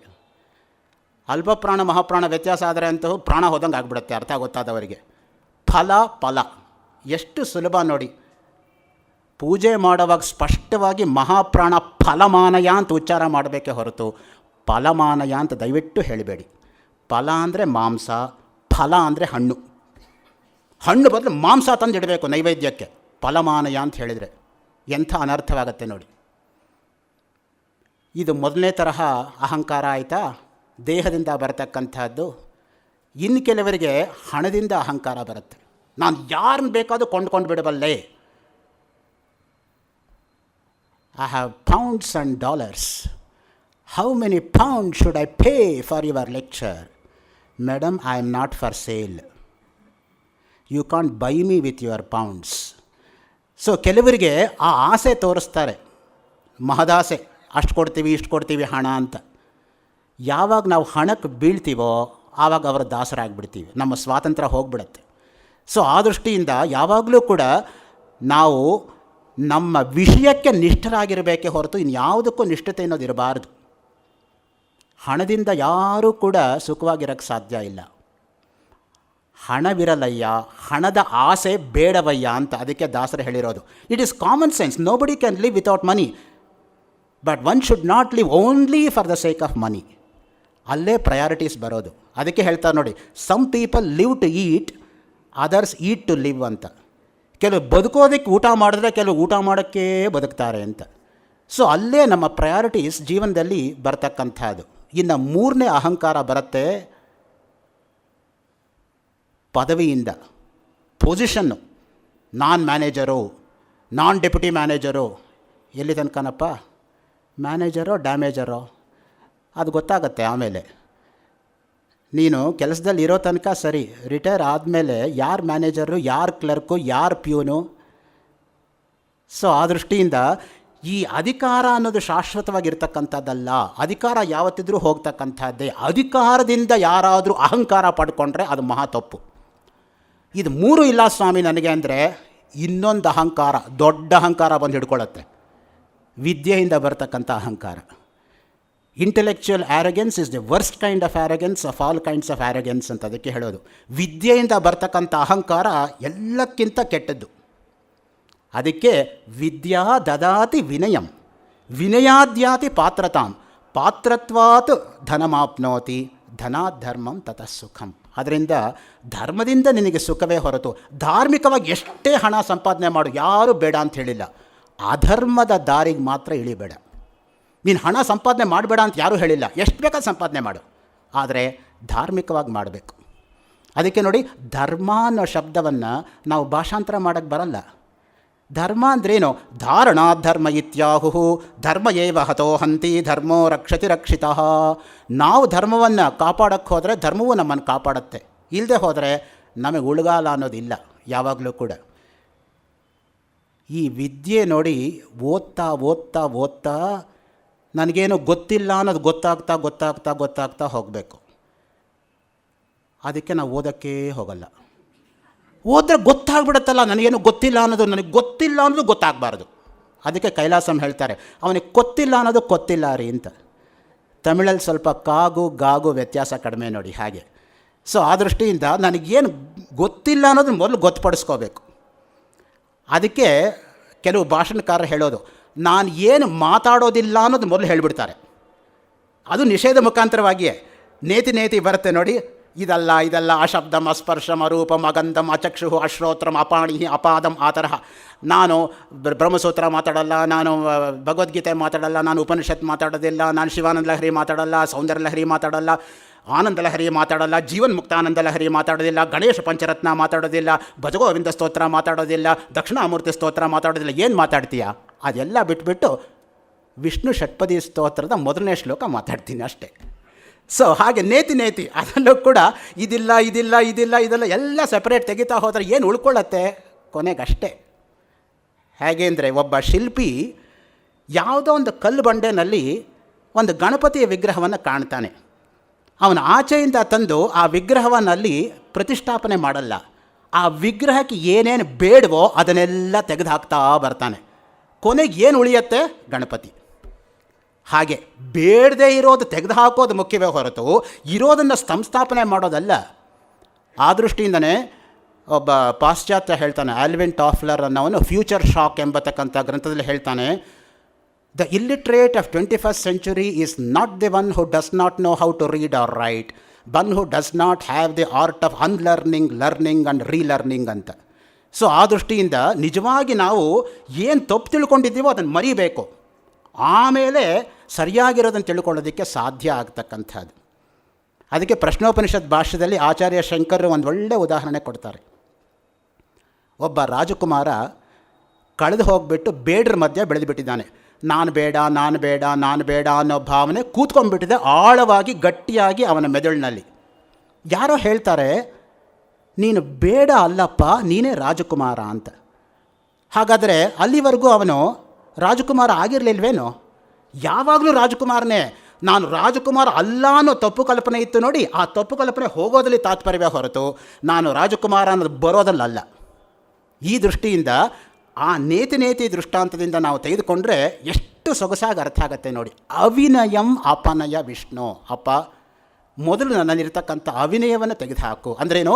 ವಿನಯವನ್ನು ಕರುಣಿಸು. ಯಾವಾಗಲೂ ಕೂಡ ಆ ವಿನಯವೇ ಮನುಷ್ಯನನ್ನು ಕಾಪಾಡ್ತಕ್ಕಂಥದ್ದು. ವಿದ್ಯೆಗೆ ಭೂಷಣವೇ ವಿನಯವೇ ಹೊರತು ಅಹಂಕಾರ ಅಲ್ಲ. ಅಹಂಕಾರ ಅನ್ನೋದು ವಿದ್ಯೆಗೆ ಮಾರಕ. ಏಕೆಂದರೆ ಆಮೇಲೆ ಅವ್ನು ಓದೋದನ್ನು ಬಿಟ್ಬಿಡ್ತಾನೆ. ಅಹಂಕಾರ ಬಂದುಬಿಟ್ರೆ ಇನ್ನೇನ್ರಿ ಓದೋದಿದೆ, 3 ಜನ್ಮಕ್ಕೆ ಓದೋಷ್ಟು ಆಗೋಗ್ಬಿಟ್ಟಿದೆ, ಇನ್ನು ನಾನು ನೋಡೋದೇ ಇಲ್ಲ ಪುಸ್ತಕ, ಆ ಅಹಂಕಾರ ಬಂದುಬಿಡುತ್ತೆ. ಆ ದೃಷ್ಟಿಯಿಂದಲೇ ಯಾವಾಗಲೂ ಕೂಡ ಹಣದ ಬಗ್ಗೆ ನಮಗೆ ತೃಪ್ತಿ ಇರಬೇಕು, ವಿದ್ಯೆ ಬಗ್ಗೆ ತೃಪ್ತಿ ಗಳಿಸೋದರಲ್ಲಿ ಇರಬಾರ್ದು. ಅದು ನಮಗೇನಾಗಿದೆ ಅಂದರೆ ವಿದ್ಯೆ ಬಗ್ಗೆ ಪ್ರತಿಯೊಬ್ಬರು ತೃಪ್ತರಾಗಿಬಿಟ್ಟಿದ್ದಾರೆ, ಹಣದ ಬಗ್ಗೆ ಯಾರಿಗೂ ತೃಪ್ತಿ ಇಲ್ಲ. ಅಲಂಪ್ರತ್ಯ ಬುದ್ಧಿ ಅನ್ನೋದು ಅದಕ್ಕೆ ನಮ್ಮಲ್ಲಿ ಹೇಳಿರೋದು. ನೀವು ಊಟ ಮಾಡೋವಾಗ ನೀವು ನೋಡಿ ಊಟ ಮಾಡ್ತಾ ಇರ್ತೀರ, ಯಾವುದೋ ಒಂದು ಹಂತ ತಲುಪಿದ ಮೇಲೆ ಏನು ಮಾಡ್ತೀರಾ? ಸಾಕು ನನಗೆ, ಎದ್ದುಬಿಟ್ಟು ಕೈ ತೊಳ್ಕೊಂಡು ಹೊಟ್ಟೋಗ್ತೀರಾ ಆಚೆಗೆ, ಇನ್ನೂ ತಿಂತಾನೆ ಇರೋದಿಲ್ಲ, ತಿಂದರೆ ಅಜೀರ್ಣ ಆಗುತ್ತೆ. ಹಾಗೇ ಹಣದ ಬಗ್ಗೆಯೂ ಕೂಡ ನಾವು ಅಲಂಪ್ರತ್ಯ ಬುದ್ಧಿಯನ್ನು ಬೆಳೆಸ್ಕೋಬೇಕು. ಇದು ಸಾಕು, ಇಷ್ಟಿರೋ ಸಾಕು. ಮೇಲ್ಗಡೆ ಯಾವಾಗಲೂ ಇಬ್ಬರು ಇರ್ತಾರೆ ನಮಗಿಂತ, ಕೆಳಗಡೆ ಇರ್ತಕ್ಕಂಥ 200 ಜನ ನಾವು ಯಾಕೆ ನೋಡಬಾರ್ದು? ಅದರಿಂದ ನಮ್ಮಷ್ಟು ಇಲ್ಲದೇ ಇರೋರನ್ನ ನೋಡ್ಕೊಂಡು ನಾವು ತೃಪ್ತಿ ಪಡಬೇಕೇ ಹೊರತು ಮೇಲಿರ್ತಕ್ಕಂಥ ಇಬ್ಬರನ್ನು ನೋಡಿ ಅಸೂಯೆ ಪಡೋದಲ್ಲ. ನೀಲಕಂಠ ದೀಕ್ಷಿತ ಒಳ್ಳೆ ಮಾತನ್ನು ಹೇಳ್ತಾನೆ ನೀಲಕಂಠ ವಿಜಯ ಚಂಪುನಲ್ಲಿ. ಒಳ್ಳೆ ಗುಣ ಇಲ್ಲದೇ ಇರೋವರಿಗೆ ಬೇರೆಯವರಲ್ಲಿರೋ ಒಳ್ಳೆಯ ಗುಣ ಅರ್ಥ ಆಗಲ್ವಂತೆ. ಇವನಲ್ಲಿ ಒಳ್ಳೆ ಗುಣ ಇದ್ದರೆ ಬೇರೆಯವರಲ್ಲಿರೋ ಒಳ್ಳೆ ಗುಣ ನೋಡಿ ಅಸೂಯೆ ಪಡ್ತಾನಂತೆ, ಹೊಟ್ಟೆ ಕಿಚ್ಚು ಪಡ್ತಾನಂತೆ. ತನ್ನಲ್ಲೂ ಒಳ್ಳೆ ಗುಣ ಇಟ್ಕೊಂಡು ಬೇರೆಯವರ ಒಳ್ಳೆಯ ಗುಣವನ್ನು ಎತ್ತಿ ಆಡ್ತಕ್ಕಂಥ ಜನರು ವಿರಳರು, ಸರಳರು ಅಂತ ಹೇಳ್ತಾನೆ ನೀಲಕಂಠ ದೀಕ್ಷಿತ. ನಾಗುಣಿ ಗುಣಿನಂ ವೇತ್ತಿ, ಗುಣಿ ಗುಣಿಷು ಮತ್ಸರಿ, ಗುಣೀಚ ಗುಣರಾಗೀಚ ವಿರಲಃ ಸರಳೋ ಜನಃ. ನಮಗೆ ಬೇಕಾಗಿರೋದು ಆ ಗುಣ. ಈಗ ನೋಡಿ, ಒಂದು ಉದಾಹರಣೆ ತೆಗೆದುಕೋಬೇಕು ಅಂದರೆ, ಮೃಚ್ಛಕಟಿಕ ನಾಟಕದಲ್ಲಿ ಚಾರುದತ್ತ ಅಂತಹ ಶ್ರೀಮಂತ ವರ್ತಕ, ದಾನ ಕೊಟ್ಟು ಕೊಟ್ಟು ಕೊಟ್ಟು ಯಾವ ಸ್ಥಿತಿಗೆ ಬರ್ತಾನೆ ಅಂದರೆ ಕೊನೆಗೆ ತಾನೇ ದಾನ ಕೇಳೋ ಸ್ಥಿತಿಗೆ ಬರ್ತಾನೆ. ದೀನಾನಾಂ ಕಲ್ಪವೃಕ್ಷ ಅಂತ ಒಂದು ಶ್ಲೋಕದಲ್ಲಿ ಹೇಳ್ತಾರೆ. ಮೊದಲನೆಯ ಅಂಕ 14ನೇ ಶ್ಲೋಕ ಮೃಚ್ಛಕಟಿಕ ನಾಟಕ. ದೀನಾನಾಂ ಕಲ್ಪವೃಕ್ಷ, ದೀನರಿಗೆ ಕಲ್ಪವೃಕ್ಷ ತರಹ ಇದ್ದಂಥವನು ಚಾರುದತ್ತ ಅಂತ. ಕೊನೆಗೆ ಕಡು ಬಡವ ಆದಾಗ, ಶಕಾರ ಅಟ್ಟಿಸ್ಕೊಂಡು ಬಂದಾಗ ವಸಂತ ಸೇನೆ ಅವನ ಮನೆಗೆ ನುಗ್ಗಿಬಿಟ್ಟು ತನ್ನ ಆಭರಣಗಳನ್ನೆಲ್ಲ ಅವನ ಮನೆಯಲ್ಲಿ ಅಡಿಬಿಡ್ತಾಳೆ. ಆಗ ಚಾರುದತ್ತ ಒಂದು ಮಾತು ಹೇಳ್ತಾನೆ, ಅಲೀಕಮಿದಂ ನ್ಯಾಸಸ್ಯ ಗೃಹಂ, ಇದು ಮನೆಯಲ್ಲಿ ನಿನ್ನ ಒಡವೆಗಳನ್ನು ಇಟ್ಕೊಳ್ಳೋದಕ್ಕೆ ಯೋಗ್ಯವಾಗಿರೋ ಮನೆ ಅಲ್ಲ. ಆಗ ವಸಂತ ಸೇನೆ ಒಂದು ಮಾತು ಹೇಳ್ತಾಳೆ, ಪುರುಷೇಶು ನ್ಯಾಸಾಹ ನಿಕ್ಷಿಪ್ಯಂತೆ ನ ಪುನರ್ಗೇಹೇಶು ಅಂತ. ನಿನ್ನ ಮನೆ ಸ್ಥಿತಿ ನೋಡ್ಕೊಂಡಲ್ಲ ನಾನು ಇಡ್ತಾ ಇರೋದು ಅಡವು, ನಿನ್ನಲ್ಲಿರ್ತಕ್ಕಂಥ ನಂಬಿಕೆಯಿಂದ ನಾನು ಇಡ್ತಾ ಇದ್ದೀನಿ ಅಂತ. ಯಾವಾಗಲೂ ಕೂಡ ನಂಬಿಕೆಯೇ ಮನುಷ್ಯನಿಗೆ ಜೊತೆಗೆ ಬರ್ತಕ್ಕಂಥದ್ದು. ಆ ದೃಷ್ಟಿಯಿಂದನೇ ವೈದ್ಯ ಕೊಡ್ತಕ್ಕಂಥ ಔಷಧಿಯಿಂದ ಅಲ್ಲ ಗುಣ ಆಗ್ತಾ ಇರೋದು ರೋಗಿಯ ರೋಗ, ಆದರೆ ರೋಗಿಗೆ ವೈದ್ಯನಲ್ಲಿರ್ತಕ್ಕಂತಹ ನಂಬಿಕೆ. ಅದನ್ನೇ ರಾಧಾಕೃಷ್ಣನ್ ಬರೀತಾರೆ, it's the faith in the doctor which cures the patient more than the actual medicine which he prescribes ಅಂತ. ಸೊ ಆ ದೃಷ್ಟಿಯಿಂದ ದ ಫೇತ್, ಮುಖ್ಯವಾಗಿ ಅದೇ ಶ್ರದ್ಧಾ ಅಂತ ಹೇಳಿರೋದು. ಸ್ವಾಮಿ ವಿವೇಕಾನಂದರು ಹೇಳ್ತಾರೆ, I don't want to translate the word shraddha as faith, I want to call it only as shraddha ಅಂತ. ಶ್ರದ್ಧಾ ಅನ್ನೋದಕ್ಕೆ ನೀವು ಭಾಷಾಂತರ ಮಾಡಿದ್ರೆ ಹೋಯಿತು ಮೂಲವಾಗಿರ್ತಕ್ಕಂಥ ಅರ್ಥ. ಶ್ರದ್ಧೆಯ ದೇಯಂ ಅಶ್ರದ್ಧೆಯ ಅದೇಯಂ ಶ್ರಿಯ ದೇಯಂ ಭಿಯ ದೇಯಂ ಸಂವಿದ ದೇಯಂ ಯಾನ್ಯನವದ್ಯಾನಿ ಕರ್ಮಾಣಿ ತಾನಿ ಸೇವಿತವ್ಯಾನಿ ನೋ ಇತರಾಣಿ. ಯಾತಿಗೆ ಬಂತ ಮಾತುಗಳೆಲ್ಲ? ಶ್ರದ್ಧಾ ಅಂದ್ರೇನು? ಭಗವತ್ಪಾದ ಶಂಕರೇ ಡಿಫೈನ್ ಮಾಡಿದ್ದಾರೆ ವಿವೇಕ ಚೂಡಾಮಣಿಯಲ್ಲಿ. ಶಾಸ್ತ್ರಸ್ಯ ಗುರುವಾಕ್ಯಸ್ಯ ಸತ್ಯಬುದ್ಧ್ಯಾವಧಾರಣ ಸಾ ಶ್ರದ್ಧಾ ಕಥಿತಾ ಸದ್ಭಿಃ ಯಯಾ ವಸ್ತು ಉಪಲಭ್ಯತೆ. ಇದು ಶಂಕರಾಚಾರ್ಯರ ಡೆಫಿನಿಷನ್ ಶ್ರದ್ಧಾ ಅನ್ನೋದಕ್ಕೆ. ಈಗ ಪರಮಪೂಜ್ಯರಾಗಿರ್ತಕ್ಕಂತಹ ಶೃಂಗೇರಿ ಪೀಠಾಧಿಪತಿಗಳಾಗಿರ್ತಕ್ಕಂಥ ಭಾರತೀ ತೀರ್ಥರು ಬೆಂಗಳೂರಲ್ಲೇ ನೆಲೆಸಿದ್ದಾರೆ. ಅವರಿಗೆ ಅತ್ಯಂತ ಪ್ರಿಯವಾಗಿರ್ತಕ್ಕಂಥ ಕೆಲವು ಶ್ಲೋಕಗಳಲ್ಲಿ ಈ ಶ್ಲೋಕವು ಒಂದು. ಯಾಕೆಂದರೆ ನಾನೇ ಅವರ ಮುಖಾರವಿಂದದಿಂದ ಸಾಕಷ್ಟು ಬಾರಿ ಈ ಶ್ಲೋಕವನ್ನು ಕೇಳಿದ್ದೀನಿ. ಸೊ ಅದರಿಂದ ಆ ಶ್ರದ್ಧೆ ಅನ್ನೋದಿದೆ ನೋಡಿ, ಅದು ತುಂಬ ಮುಖ್ಯವಾಗಿರ್ತಕ್ಕಂಥ. ನಾವು ಏನೇ ಮಾಡೋಕ್ಕೆ ಹೋದರೂ ಶ್ರದ್ಧೆ ಇರಬೇಕು. ಆ ಒಂದು ವಿಷಯವೇ ನನಗೆ ಅತ್ಯಂತ ಮೆಚ್ಚುಗೆಯನ್ನು ತಂದಿರತಕ್ಕಂಥದ್ದು ಈ ಸಂಸ್ಥೆಯ ಬಗ್ಗೆ. ನಾನು ಮುಖಸ್ತುತಿ ಮಾಡಬೇಕು ಅಂತ ಹೇಳ್ತಾ ಇಲ್ಲ, ದಯವಿಟ್ಟು ಯಾರು ತಪ್ಪು ತಿಳ್ಕೊಬೇಡಿ. ಹೈದರಾಬಾದಲ್ಲಿ ಹೋದ ತಿಂಗಳು ನಾನು ಈ ಕಿವಿಯಾರೆ ಕೇಳಿದ್ದನ್ನು ನಿಮ್ಮ ಕಿವಿಗಳಿಗೆ ತಲುಪಿಸ್ತಾ ಇದ್ದೀನಿ. AP high court justice contribution of Telangana to 20th century Sanskrit literature ಅನ್ನೋ ವಿಚಾರ ಸಂಕಿರಣವನ್ನು ಉದ್ಘಾಟನೆ ಮಾಡ್ತಾ ಅವ್ರು ಹೇಳಿದ ಮಾತು ನಿಮಗೆ ಹೇಳ್ತಾ ಇದ್ದೀನಿ. ಈಗ ದಯವಿಟ್ಟು ಬೆಂಗಳೂರಿಗೆ ಹೋದಾಗ ಗೋಖಲೆ ಇನ್ಸ್ಟಿಟ್ಯೂಟ್ಗೆ ಹೋಗಿಬಿಟ್ಟು ಒಂದು ಪ್ರವಚನ ಕೇಳ್ಕೊಂಬನ್ನಿ. 6:30 to 8 ಗಂಟೆ ತನಕ ಆಗತಕ್ಕಂಥ ಪ್ರವಚನದಲ್ಲಿ 6:15 ತನಕ ನಿಮ್ಗೆ ಯಾರು ಜನನೂ ಕಾಣಲ್ಲ. 6:30ಗೆ ಒಂದು ಚೇರ್ ಖಾಲಿ ಇರಲ್ಲ. 8 ಗಂಟೆಗೆ ಮುಗಿದ ಮೇಲೆ ಒಬ್ಬರು ಇರಲ್ಲ ಅಲ್ಲಿ. 6 ತಿಂಗಳು ಮುಂಚಿತವಾಗಿ ನಿಮಗೆ ಬುಕ್ಲೆಟ್ ರೂಪದಲ್ಲಿ ಕಾರ್ಯಕ್ರಮಗಳೆಲ್ಲ ಹಂಚಿಬಿಡ್ತಾರೆ. ನೀವು ರೈಲ್ವೆ ಬುಕ್ಕಿಂಗ್ ಮಾಡಿಸ್ಕೊಂಡು ಬೆಂಗಳೂರಿಗೆ ಹೋಗಿ ಕೇಳ್ಕೊಂಬನ್ನಿ ಅಂತ ಹೇಳಿದರು. ಅವ್ರು ಹೇಳಿದ ಮಾತು ನನ್ನ ಮಾತಲ್ಲ. ಒಂದು ಸಂತೋಷ ಆಯಿತು ನನಗೆ ಕೇಳಿದ್ದಕ್ಕೆ, ಅದನ್ನು ಎಲ್ಲರ ಮಧ್ಯೆ ಹಂಚ್ಕೊಳ್ಳೋಣ ಅಂತ ಹೇಳ್ತಾ ಇದ್ದೀನಿ ಅಷ್ಟೇ. ಯಾಕೆಂದರೆ ಇದು ಈ ಸಂಸ್ಥೆ ಮಾಡ್ಕೊಂಡು ಬಂದಿರತಕ್ಕಂತಹ ಕೆಲಸ. ನಿಸ್ವಾರ್ಥವಾಗಿ ಕರ್ಮಣ್ಯೇವಾಧಿಕಾರಸ್ಥ ಎಂಬತಕ್ಕಂಥ ಧ್ಯೇಯದಿಂದ ಇಟ್ಕೊಂಡು ಪೂಜ್ಯರಾಗಿರ್ತಕ್ಕಂಥ ಹಿರಿಯರಾಗಿರ್ತಕ್ಕಂಥ SR ರಾಮಸ್ವಾಮಿಯವರು ಹಾಗೂ BS ರಾಮು ಅವರು ಎಷ್ಟು ಅನನ್ಯಾದೃಶವಾಗಿ ನಡ್ಸ್ಕೊಂಡು ಬರ್ತಾ ಇದ್ದಾರೆ ಈ ಸಂಸ್ಥೆನ ಅಂದರೆ ಸಂತೋಷ ಆಗುತ್ತೆ. ಅಲ್ಲಿ ಹೋಗಿ ಕೇಳಬೇಕು ನಾವು ಇದ್ರ ವಿಷಯ, ಇಲ್ಲಿರೋರ್ಗಲ್ಲ. ನಮ್ಗೆ ಯಾವಾಗಲೂ ಹಿತ್ತಲು ಗಿಡ ಮದ್ದಲ್ಲ. ಅಲ್ಲಿ ಹೋಗಿ ಹೇಳ್ಕೊಂಬಂದರೆ ಅಬ್ಬಾ ನಮ್ಮ ಬೆಂಗಳೂರು ಬಗ್ಗೆ ಹೈದರಾಬಾದಲ್ಲಿ ಸ್ಮರಿಸ್ಕೊಳ್ಳೋರು ಇದ್ದಾರಲ್ಲ ಅಂತ ನನಗೆ ಅವತ್ತು ಪುಲಕಿತವಾಗೋಯ್ತು ಅಲ್ಲಿ ಕೇಳ್ತಾ ಇದ್ದಾಗ. ಸೊ ಅದರಿಂದ ನಿಮ್ಮ ಹತ್ರ ಹಂಚಿಕೊಂಡೆ. ಸೊ ಈ ದೃಷ್ಟಿಯಿಂದ ಅವಿನಯಂ ಅಪನಯ ವಿಷ್ಣು. ಆಮೇಲೆ ದಮಯ ಮನಃ, ಮನಸ್ಸನ್ನು ನೀನು ದಮನಗೊಳಿಸು. ಎಷ್ಟು ಕಷ್ಟ ನೋಡಿ ಇದು. ಮನಸ್ಸು ಅತ್ಯಂತ ಚಂಚಲ. ನೀವು ಏನು ಬೇಕಾದರೂ ನಿಮ್ಮ ಹಿಡಿದಲ್ಲಿ ಇಟ್ಕೋಬೋದು, ಆದರೆ ಮನಸ್ಸನ್ನು ಮಾತ್ರ ಹಿಡ್ಕೊಳ್ಳೋಕ್ಕಾಗಲ್ಲ. ಅದಕ್ಕೆ ಹೇಳಿರೋದು ಮನಯೇವ ಮನುಷ್ಯಾಣಂ ಕಾರಣಂ ಬಂಧ ಮೋಕ್ಷಯೋ. ನಮ್ಮ ಬಂಧನಕ್ಕಾಗಲಿ ನಮ್ಮ ಮೋಕ್ಷಕ್ಕಾಗಲಿ ನಮ್ಮ ಮನಸ್ಸೇ ಕಾರಣ. ಅದಕ್ಕೆ ನೋಡಿ, ಮನಸ್ಸಿಗೆ ನಾವು ಅತೀತವಾಗಬೇಕು, ಮನೋಲಯಗೊಳಿಸ್ಕೋಬೇಕು. ಮನೋನಾಶ, ಮನೋಲಯ, ಅಮನಸ್ಕ ಸ್ಥಿತಿ, ಏನು ಬೇಕಾದ್ರೂ ಕರೀರಿ, ಇವು ಎಲ್ಲ ಒಂದೇ. ಅಮನಸ್ಕಃ ಸದಾ ಶುಚಿಹಿ.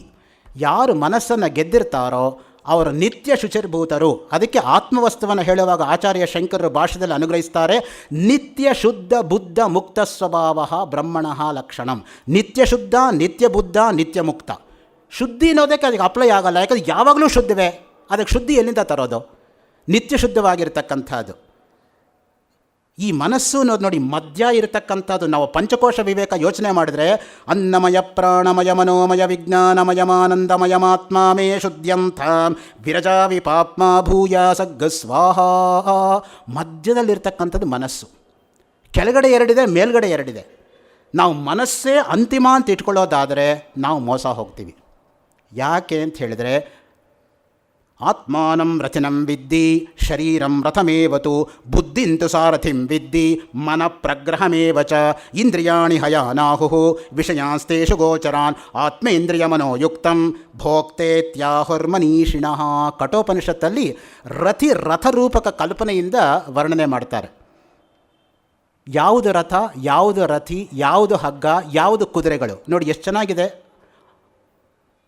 ಉಪನಿಷತ್ತುಗಳಲ್ಲಿ ಕಾವ್ಯ ಅಂತ ಯಾರಾದರೂ ತೆಗೆದುಕೊಳ್ಳೋದಾದರೆ ಎಂಥ ಅದ್ಭುತವಾಗಿರ್ತಕ್ಕಂಥ ವರ್ಣನೆಗಳಿದೆಲ್ಲವೂ ಕೂಡ. ಹಾಗೆ ಶ್ವೇತಾಶ್ವತರದಲ್ಲಿ ಒಂದು ಮಾತು ಬರುತ್ತೆ, ಪಂಚಸ್ರೋತಃ ಅಂತ ಒಂದು ಶ್ಲೋಕ ಶುರುವಾಗುತ್ತೆ. ಪಂಚ ಪಂಚ ಪಂಚ ಪಂಚ ಪ್ರತಿ ಆದಿಪ್ರಾಸದಲ್ಲೂ ರಿಪೀಟ್ ಆಗುತ್ತೆ. ಈ ತರಹ ವಾಕ್ಯಗಳು ನಾವು ತೆಗೆದುಕೊಂಡ್ರೆ ನಿಜಕ್ಕೂ ಕೂಡ ಉಪನಿಷತ್ತುಗಳಲ್ಲಿ ಕಾವ್ಯ ಸೌಂದರ್ಯ ಯಾವ ಮಟ್ಟಕ್ಕಿದೆ ಅನ್ನೋದನ್ನು ನಾವು ಅರ್ಥ ಮಾಡ್ಕೋಬೇಕು.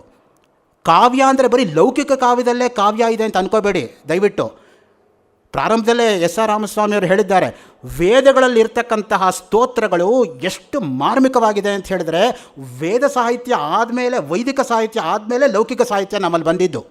ಪ್ರತಿಯೊಂದು ವೇದದಲ್ಲೇ ನಮಗೆ ಪ್ರಮಾಣ ಸಿಗತಕ್ಕಂಥದ್ದು. ನೀವು ಏನೇ ತೆಗೆದುಕೊಳ್ಳಿ, ಸೃಷ್ಟಿ ವಿಷಯ ತೆಗೆದುಕೊಳ್ಳಿ, ವೇದದಲ್ಲೇ ಸೃಷ್ಟಿ ಇಲ್ವಾ? ಪುರುಷ ಸೂಕ್ತ ತೆಗೆದುಕೊಳ್ಳಿ, ನಾಸದೀಯ ಸೂಕ್ತ ತೆಗೆದುಕೊಳ್ಳಿ, ಸೃಷ್ಟಿ ಅಲ್ಲೇ ಬಂತು. ಎಂತೆಂತಹ ಒಳ್ಳೆಯ ಸ್ತೋತ್ರಗಳಿದೆ ಅಂತ ಹೇಳಿದರೆ ವೇದದಲ್ಲಿ ಇಲ್ಲದೆ ಇರೋದು ಯಾವುದು ಅಂತ ನಾವು ಪ್ರಶ್ನೆ ಮಾಡಬೇಕು. ಏನಿದೆ ಅಂತಲ್ಲ. ಒಂದು ಜೀವಮಾನ ಎಲ್ಲ ಓದಿದರೂ ಕೂಡ ಒಂದು ವೇದದ ಒಂದು ತುಣುಕನ್ನು ಕೂಡ ನಾವು ಸ್ಪರ್ಶಿಸೋಕ್ಕಾಗಲ್ಲ. ಅನಂತ ವೈ ವೇದಾ ಅನಂತಶಾಸ್ತ್ರಂ ಬಹುವೇದಿತವ್ಯಂ ಅಲ್ಪಶ್ಚ ಕಾಲ ಬಹವಶ್ಚ ವಿಘ್ನಾ. ಅದಕ್ಕೆ ಆ ಮಾತು ಬಂದಿರೋದು. ಶಾಸ್ತ್ರಗಳು ಅನಂತವಾಗಿದೆ, ತಿಳ್ಕೋಬೇಕಾಗಿರೋದು ಅಗಾಧವಾಗಿದೆ. ನಮ್ಮಲ್ಲಿರೋ ಸಮಯ ಬಹಳ ಕಡಿಮೆ, ಮಧ್ಯ ಇರತಕ್ಕಂಥ ವಿಘ್ನಗಳು ಅನೇಕ. ಯತ್ ಸಾರಭೂತಂ ತದ್ಗ್ರಹೀತವ್ಯಂ, ಯಾವುದು ಸಾರವೋ ಅದನ್ನು ಮಾತ್ರ ತೆಗೆದುಕೋಬೇಕು. ಹೇಗೆ ಹಂಸೋ ಯತ ಕ್ಷೀರಮಿವ ಅಂಬಃ, ಹಂಸ ಹೇಗೆ ಹಾಲನ್ನು ಸ್ವೀಕರಿಸಿ ನೀರನ್ನು ತ್ಯಜಿಸತ್ತೋ ಹಾಗೆ. ಅದರಿಂದ ಎಷ್ಟು ಮುಖ್ಯವಾಗಿರುತ್ತೆ ಈ ಮಾತು ಅಂತ ಹೇಳಿದರೆ ನೋಡಿ, ಆ ಮನೋವೇಗ ಅನ್ನೋದು ಎಷ್ಟು ವೇಗ ಅಂದರೆ ಅಂದ್ಕೊಳ್ಳೋಷ್ಟದು ಹೊಟ್ಟಾಗಿರುತ್ತೆ ಮನಸ್ಸು. ಅದಕ್ಕೆ ಹನುಮಂತನ ಬಗ್ಗೆ ಆ ಸುಂದರವಾಗಿರ್ತಕ್ಕಂಥ ಶ್ಲೋಕ ಬಂದಿರೋದು. ಮನೋಜವಂ ಮಾರುತದಿಲ್ಯ ವೇಗಂ ಜಿತೇಂದ್ರಿಯಂ ಬುದ್ಧಿಮತಾಂ ವರಿಷ್ಠಂ ವಾತಾತ್ಮಜಂ ವಾನರಯೂಥ ಮುಖ್ಯಂ ಶ್ರೀರಾಮದೂತಂ ಮನಸಾ ಸ್ಮರಾಮಿ ಅಂತ ಬೇಕಾದರೆ ಇಟ್ಕೊಳ್ಳಿ, ಶಿರಸ ನಮಾಮಿ ಅಂತ ಬೇಕಾದರೆ ಇಟ್ಕೊಳ್ಳಿ. ಎರಡು ಪಾತಾಂತರವೂ ಸಾಧುವೆ. ಮನೋಜವ, ಮನಸ್ಸು ಹೋಗೋಷ್ಟು ವೇಗವಾಗಿ ಹನುಮಂತ ಲಂಘನೆ ಮಾಡ್ದ ಅಂತ. ಹನುಮತ್ ಸಹಸ್ರನಾಮದಲ್ಲಿ ಒಂದು ಮಾತು ಬರುತ್ತೆ, ಪಂಚತತ್ವಾತ್ಮಿಕ ಯೈ ನಮಃ ಅಂತ. ಪಂಚತತ್ವಗಳು ಯಾವುದು? ಪೃಥ್ವಿ, ಅಪ್, ತೇಜಸ್, ವಾಯು, ಆಕಾಶ. 5 ಕೂಡ ಹನುಮಂತನಲ್ಲಿದೆ ಅಂತ. ಪೃಥ್ವಿ ತತ್ವದಿಂದ ಜಿಗಿದಿದ್ದು ಅವನು, ಮೇಲಕ್ಕೆ ನೆಗೆದಿದ್ದು ಎಲ್ಲಿಂದ? ಭೂಮಿಯಿಂದ. ಅಪ್ ತತ್ವ ನೀರು, ನೀರಿನ ಮೇಲೆ ಹಾದ್ಕೊಂಡು ಹೋಗಿದ್ದು, ಅದರಿಂದ ನೀರನ್ನು ಗೆದ್ದ ಹಾಗಾಯಿತು. ತೇಜಸ್, ತನ್ನ ಬಾಲಕ್ಕೆ ಹಚ್ಚಿದಂತಹ ಬೆಂಕಿಯಿಂದ ಲಂಕೆನೇ ಸುಟ್ಬಿಟ್ಟು ಬಂದ್ಬಿಟ್ಟ. ತೇಜಸ್ಸಿನ ಅಂಶ ಇದೆ. ವಾಯುಪುತ್ರ ಅವನು, ಅದನ್ನು ಹೇಳಲೇಬೇಕಾಗಿಲ್ಲ. ಅವನು ಹೋಗಿದ್ದು ಆಕಾಶ ಮಾರ್ಗದಲ್ಲಿ. ಸೊ ಅದರಿಂದ ಪೃಥ್ವಿ, ಅಪ್, ತೇಜಸ್, ವಾಯು, ಆಕಾಶ ಎಲ್ಲವೂ ಬಂದೋಯ್ತು. ಪಂಚತತ್ವಾತ್ಮಿಕಾಯೈ ನಮಃ. ಅದಕ್ಕೆ ಹನುಮಂತನಿಗೆ ಆ ಒಂದು ಮಾತಿರ್ತಕ್ಕಂಥದ್ದು.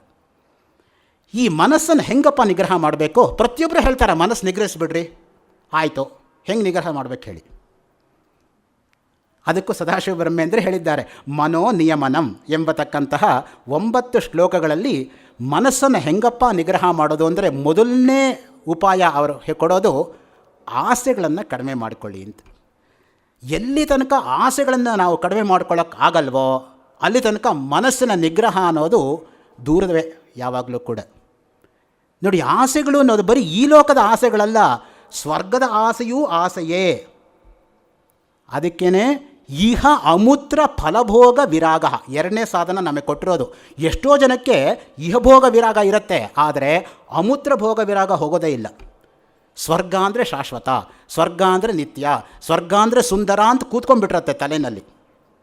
ಆದರೆ ಎಲ್ಲಿ ತನಕ ನಾವು ಮಾಡಿರೋ ಪುಣ್ಯ ಇರುತ್ತೋ ಅಲ್ಲಿ ತನಕ ಸ್ವರ್ಗದಲ್ಲಿರ್ಬೋದು. ಪುಣ್ಯ ಖರ್ಚಾದ ಮೇಲೆ ಭೂಲೋಕನೇ ಗ್ಯಾರಂಟಿ. ಇದು ಕರ್ಮಭೂಮಿ, ಅದು ಭೋಗಭೂಮಿ. ಭೋಗ ಯಾವತ್ತೂ ಕೂಡ ಶಾಶ್ವತವಾಗಿರೋದಕ್ಕಾಗೋದಿಲ್ಲ. ಭೋಗಾನ ಭುಕ್ತಾ ವಯಮೇವ ಭುಕ್ತಾ ತಪೋನ ತಪ್ತಂ ವಯಮೇವ ತಪ್ತಾ ಕಾಲೋನ ಯಾತೋ ವಯಮೇವ ಯಾತಾ ತೃಷ್ಣಾನ ಜೀರ್ಣ ವಯಮೇವ ಜೀರ್ಣ. ಎಷ್ಟು ಚೆನ್ನಾಗಿ ಹೇಳಿದ ನೋಡಿ ಭರ್ತೃಹರಿ. ಭೋಗಗಳಿಗೆ ಕೊನೆ ಇಲ್ಲ, ಆದರೆ ಭೋಗವನ್ನು ಅನುಭವಿಸ್ತಕ್ಕಂಥ ದೇಹಕ್ಕೆ ಕೊನೆ ಇದೆ. ತಪಸ್ಸು ಕೊನೆ ಇಲ್ಲ, ತಪಸ್ಸು ಮಾಡ್ತಕ್ಕಂಥ ದೇಹಕ್ಕೆ ಕೊನೆ ಇದೆ. ಕಾಲ ಹೋಗ್ತಾ ಇಲ್ಲ, ನಾವು ಹೋಗ್ತಾ ಇದ್ದೀವಿ. ಅದು ಹೇಗೆ ಅಂದರೆ ಭಾಸ ತುಂಬ ಚೆನ್ನಾಗಿ ವರ್ಣನೆ ಮಾಡ್ತಾನೆ ಪ್ರತಿಮಾ ನಾಟಕದಲ್ಲಿ. ಓಡೋಡಿ ಬರ್ತಾ ಇದ್ದಾನೆ ಭರತ, ಅಪಶಕುನ ಆಗಿಬಿಟ್ಟು. ಏನು ಅಚಾತುರ್ಯ, ಏನು ಅನಾಹುತ ಆಗಿದೆಯೋ ಬೇಗ ನಾನು ಸೇರ್ಕೋಬೇಕು, ನಮ್ಮ ಅಪ್ಪನ ನೋಡಬೇಕು ಅಂತ ಬರ್ತಾನೆ. ಅಪಿ ದ್ರುಮಾಹ ಧಾವಂತೀವ ವರ್ಣನೆ ಮಾಡ್ತಾನೆ ಭಾಸ. ಅವನು ರಥದಲ್ಲಿ ಬರ್ತಾ ಇರೋವಾಗ ಈ ಕಡೆ ಆ ಕಡೆ ಮರಗಳು ಓಡ್ತಾ ಇರೋ ಹಾಗೆ ಭಾಸವಾಗ್ತಾ ಇದ್ದಂತೆ. ಮರಗಳೆಲ್ಲ ಓಡ್ತಾ ಇರೋದು, ಇವನು ಓಡ್ತಾ ಇದ್ದಾನೆ. ಇವನು ಓಡೋದನ್ನು ಮರಗಳ ಓಡುವಿಕೆ ಮೇಲೆ ಆರೋಪಣೆ ಮಾಡಿರೋದು ಪರ್ಫೆಕ್ಟ್ ಎಕ್ಸಾಂಪಲ್ ಫಾರ್ ಅಧ್ಯಾಸ. ಅತಸ್ಮಿನ್ ತದ್ಬುದ್ಧಿ ಇತ್ಯವೋಚಾಮ, ಅಷ್ಟೇ ಆಗಿರ್ತಕ್ಕಂಥದ್ದು. ಅದಕ್ಕೆ ಕಾಲ ಎಲ್ಲೂ ಹೋಗ್ತಾ ಇಲ್ಲ, ನಾವು ಹೋಗ್ತಾ ಇದ್ದೀವಿ. ರಸ್ತೆಯಲ್ಲಿ ಬಸ್ಸಲ್ಲಿ ಅಥವಾ ಕಾರಲ್ಲಿ ಹೋಗೋವಾಗ ವಿರುದ್ಧ ದಿಕ್ಕಿನಿಂದ ಮರಗಳು ಓಡ್ತಾ ಇರೋ ಹಾಗೇ ನಮಗೆ ಭಾಸವಾಗೋದು. ಮರಗಳು ಎಲ್ಲೂ ಓಡ್ತಾ ಇಲ್ಲ, ಇರೋ ಕಡೆನೇ ಇದೆ, ನಾವು ಓಡ್ತಾ ಇದ್ದೀವಿ ಅಷ್ಟೇ. ನಮ್ಮ ಓಡುವಿಕೆಯನ್ನು ಮರಗಳ ಓಡುವಿಕೆಯ ಮೇಲೆ ಆರೋಪಣೆ ಮಾಡಿ ತಿಳ್ಕೊಳ್ಳೋದರಿಂದನೇ ಅದು ಅಧ್ಯಸ್ಥವಾಗಿ ನಡೀತಾ ಇರತಕ್ಕಂಥದ್ದು ಪ್ರಪಂಚ. ಈ ಆಸೆಗಳನ್ನು ಹೆಂಗೆ ನಾವು ಹಿಡ್ಕೊಳ್ಳೋದು? ಯಾರು ಆಸೆಗೆ ದಾಸರೋ ಅವರು ಮೂರು ಲೋಕಕ್ಕೂ ದಾಸರು. ಯಾರು ಆಸೆಯನ್ನು ಗೆದ್ದಿದ್ದಾರೋ ಅವರು ಮೂರು ಲೋಕವನ್ನು ಗೆದ್ದ ಹಾಗೇನೆ. ಅದನ್ನು ಅಷ್ಟಾವಕ್ರ ಮುನಿಗಳೇ ಹೇಳ್ತಾರೆ. ಆಶಾಯಾ ಯೇ ದಾಸಾ ತೇ ದಾಸಾ ಸರ್ವಲೋಕಸ್ಯ ಆಶಾ ಯೇಷಾಂ ದಾಸಿ ತೇಷಾಂ ದಾಸಾಯತೆ ಲೋಕಃ ಅಂತ. ಅದರಿಂದ ಮೊಟ್ಟ ಮೊದಲನೇದಾಗಿ ನಾವು ಈ ಆಸೆಗಳನ್ನು ಗೆಲ್ಲಬೇಕು. ಏನಾದರೂ ಸ್ವರ್ಗ ಶಾಶ್ವತವಾಗಿ ಇದ್ದುಬಿಟ್ಟಿದ್ದರೆ ನಚಿಕೇತ ಯಾತಕ್ಕೆ ಸ್ವರ್ಗ ಸುಖವನ್ನು ಧಿಕ್ಕರಿಸಬೇಕಾಯಿತು ಯಮನ ಮುಂದೆ? ಯಮ ಏನು ಸುಮ್ಮನೆ ಕೊಟ್ಟನೇನು ಆತ್ಮವಿದ್ಯೆಯನ್ನು ನಚಿಕೇತನಿಗೆ? ಎಷ್ಟು ಥರೋವಾಗಿ ಎಕ್ಸಾಮಿನ್ ಮಾಡಿದ್ದಾನೆ ನೋಡಿ ನಚಿಕೇತನನ್ನು.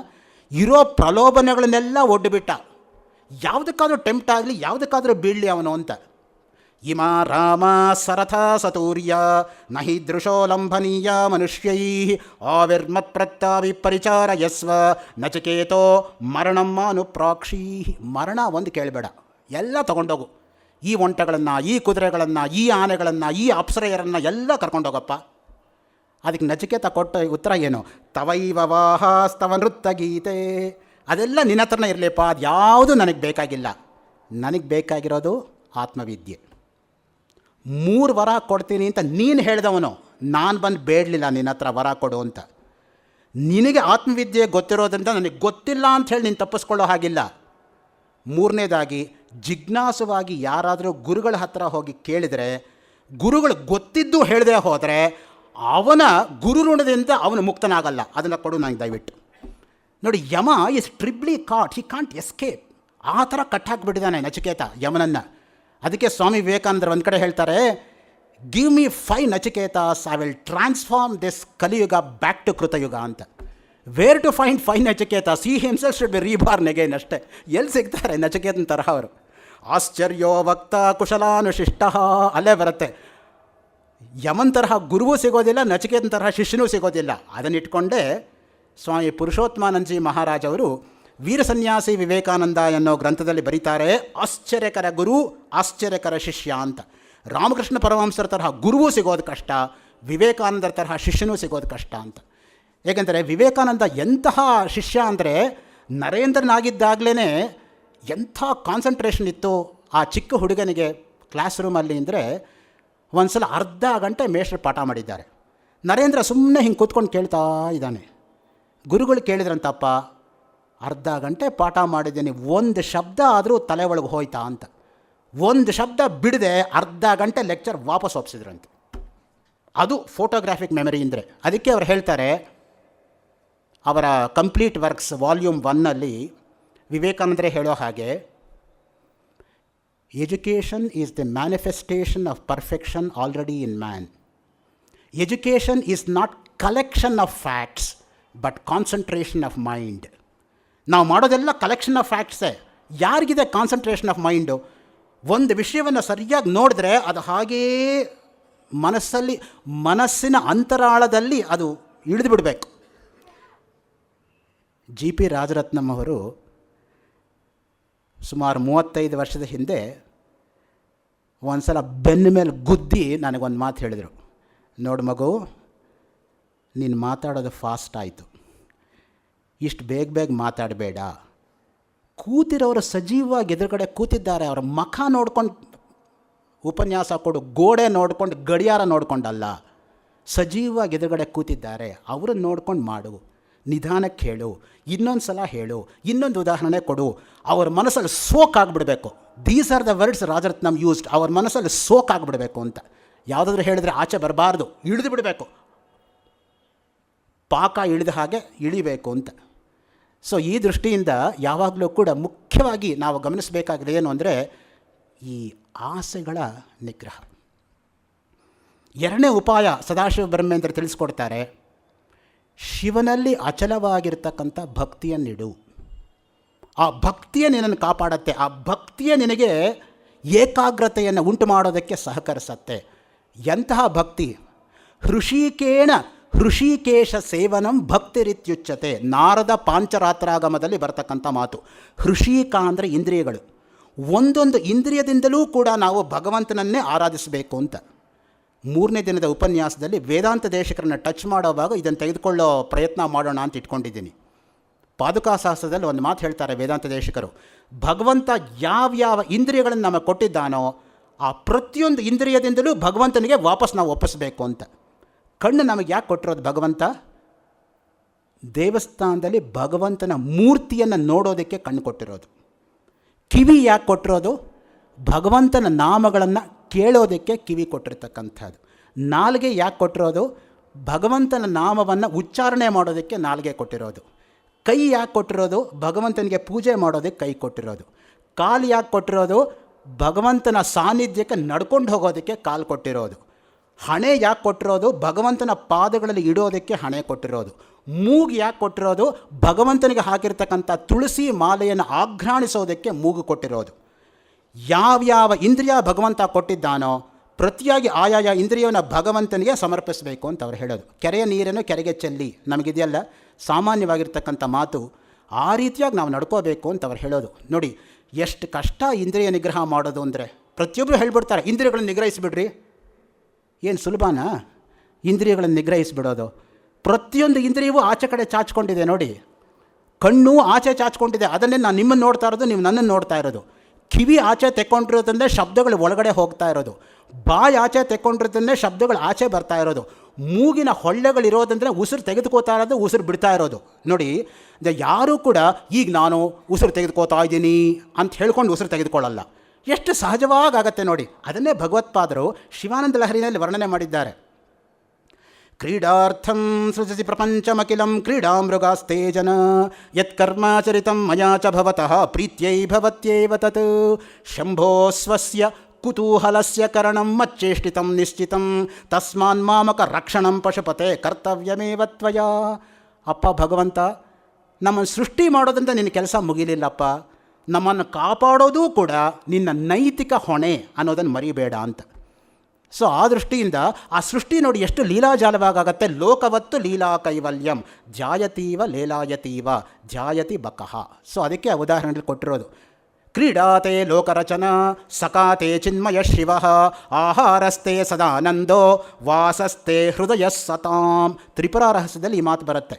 ಕ್ರೀಡಾತೆ ಲೋಕರಚನಾ, ಲೋಕದ ರಚನೆ ಅನ್ನೋದೇ ಒಂದು ಕ್ರೀಡೆ. ಸಖಾತೆ ಚಿನ್ಮಯ ಶಿವ, ನಮ್ಮ ನಿಜವಾಗಿರ್ತಕ್ಕಂತಹ ಸ್ನೇಹಿತ ಯಾರು? ಗೀತೆನಲ್ಲಿ ಬರೋ ಹಾಗೆ ಹೇ ಮಾಧವ ಹೇ ಸಖೇತಿ. ಸಖ್ಯ ಭಕ್ತಿಯೂ ಒಂದು ಭಕ್ತಿ. ನವವಿಧ ಭಕ್ತಿನಲ್ಲಿ ಶ್ರೀಮದ್ ಭಾಗವತದಲ್ಲಿ ಹೇಳೋ ಹಾಗೆ ನೋಡಿ, ಭಾಗವತ ಸುಲಭವಾಗಿರ್ತಕ್ಕಂಥ ಗ್ರಂಥವಲ್ಲ. ಕೂಟ ಶ್ಲೋಕಗಳಿದೆ, ಅದರಲ್ಲಿ ಶ್ಲೇಷಾರ್ಥಗಳಿದೆ. ಸಾಮಾನ್ಯವಾಗಿ ಏನು ಅನ್ಕೋತಾರೆ ಜನರು, ಆ ಭಾಗವತ ಬಿಟ್ಟರೆ ಕೃಷ್ಣನ ಬಾಲಲೀಲೆಗಳು ಬರೀ ಕಥೆ. ಅದು ಕಥೆ ಇದೆ, ಇಲ್ಲ ಅಂತಲ್ಲ. ಕಥೆ ಹಿಂದೆ ತತ್ವ ಅಡಗಿದೆಯಪ್ಪ. ನಾವು ತತ್ವವನ್ನು ಗ್ರಹಿಸಬೇಕು. ಅದಕ್ಕೆ ಮಾಂಡುಕ್ಯ ಕಾರಿಕೆಯಲ್ಲಿ ಎಂಥ ಮಾತನ್ನು ಅಪ್ಪಣೆ ಕೊಡಿಸಿದ್ದಾರೆ ಗೌಡಪಾದಾಚಾರ್ಯರು ಅಂದರೆ, ವೈಥತ್ಯ ಪ್ರಕರಣದ ಕೊನೆಯ ಶ್ಲೋಕ ತೆಗೆದು ನೋಡಿ. ತತ್ವಮಾಧ್ಯಾತ್ಮಿಕಂ ದೃಷ್ಟ್ವಾ ತತ್ವಂ ದೃಷ್ಟ್ವಾ ತು ಬಾಹ್ಯತಃ ತತ್ವೀಭೂತಃ ತದಾ ರಾಮಃ ತತ್ವಾದಪ್ರಚ್ಯುತೋ ಭವೇತ್.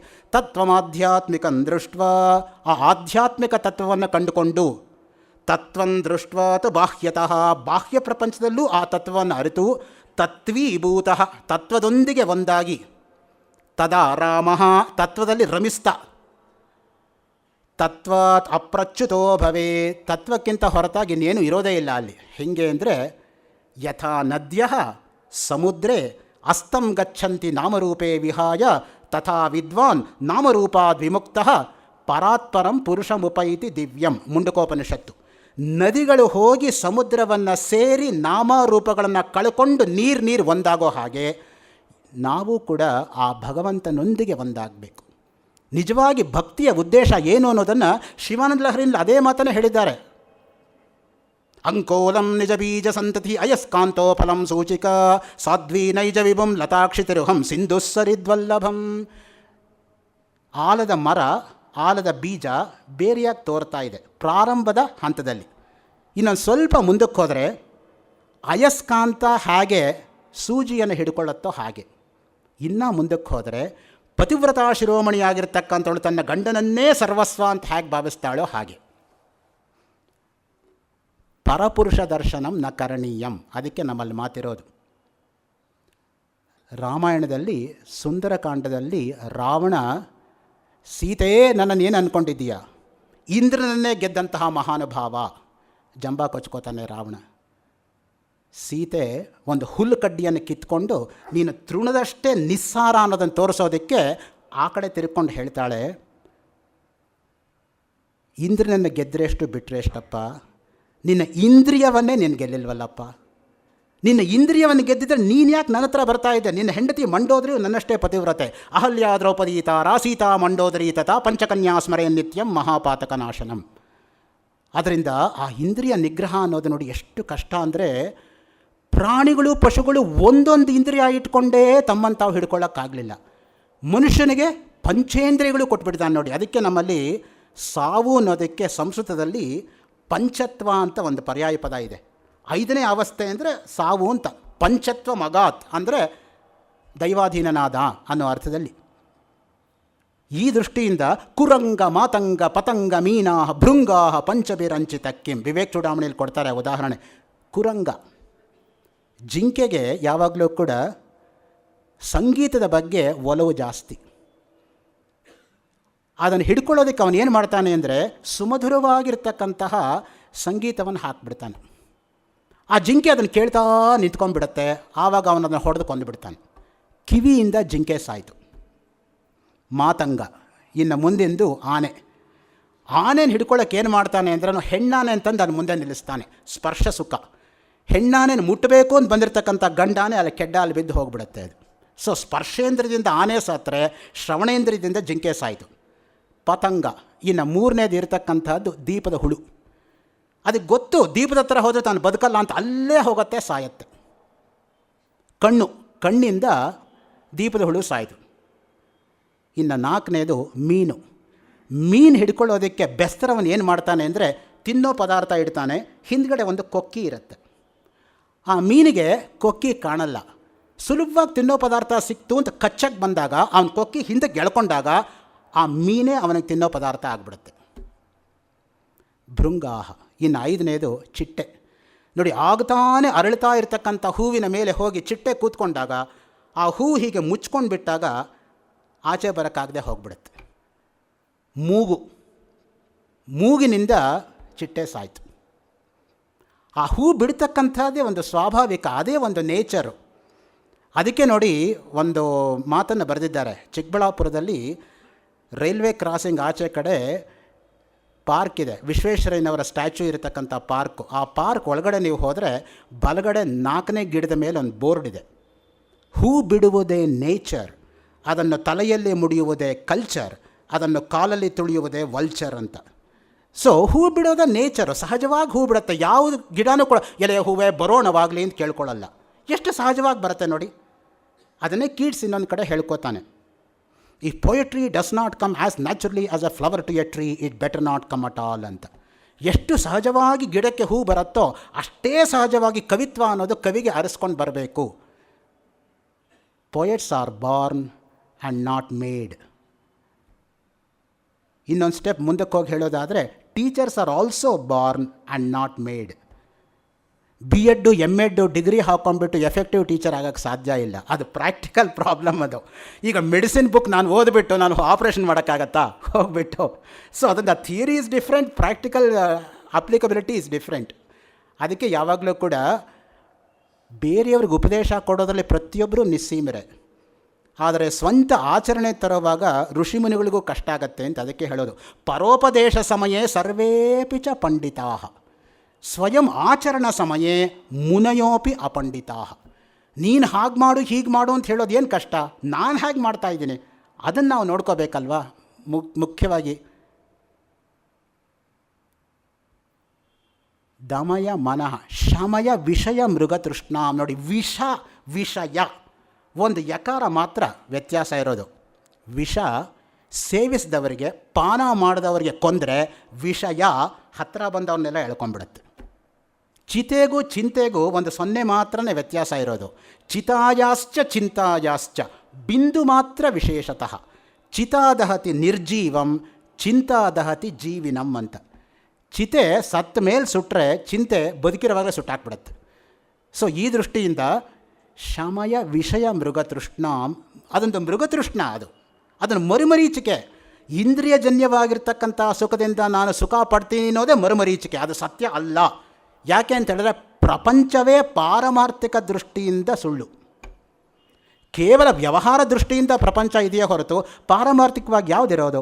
ವಿಶ್ವಂ ದರ್ಪಣ ದೃಶ್ಯಮಾನ ನಗರೀ ತುಲ್ಯಂ ನಿಜಾಂತರ್ಗತಂ ಪಶ್ಯನ್ನಾತ್ಮನಿ ಮಾಯಯಾ ಬಹಿರಿವೋದ್ಭೂತಂ ಯಥಾ ನಿದ್ರಯ ಯಸ್ ಸಾಕ್ಷಾತ್ ಕುರುತೆ ಪ್ರಬೋಧ ಸಮಯೇ ಸ್ವಾತ್ಮಾನಮೇವಾದ್ವಯಂ ತಸ್ಮೈ ಶ್ರೀ ಗುರುಮೂರ್ತಯೇ ನಮ ಇದಂ ಶ್ರೀ ದಕ್ಷಿಣಾಮೂರ್ತಯೇ.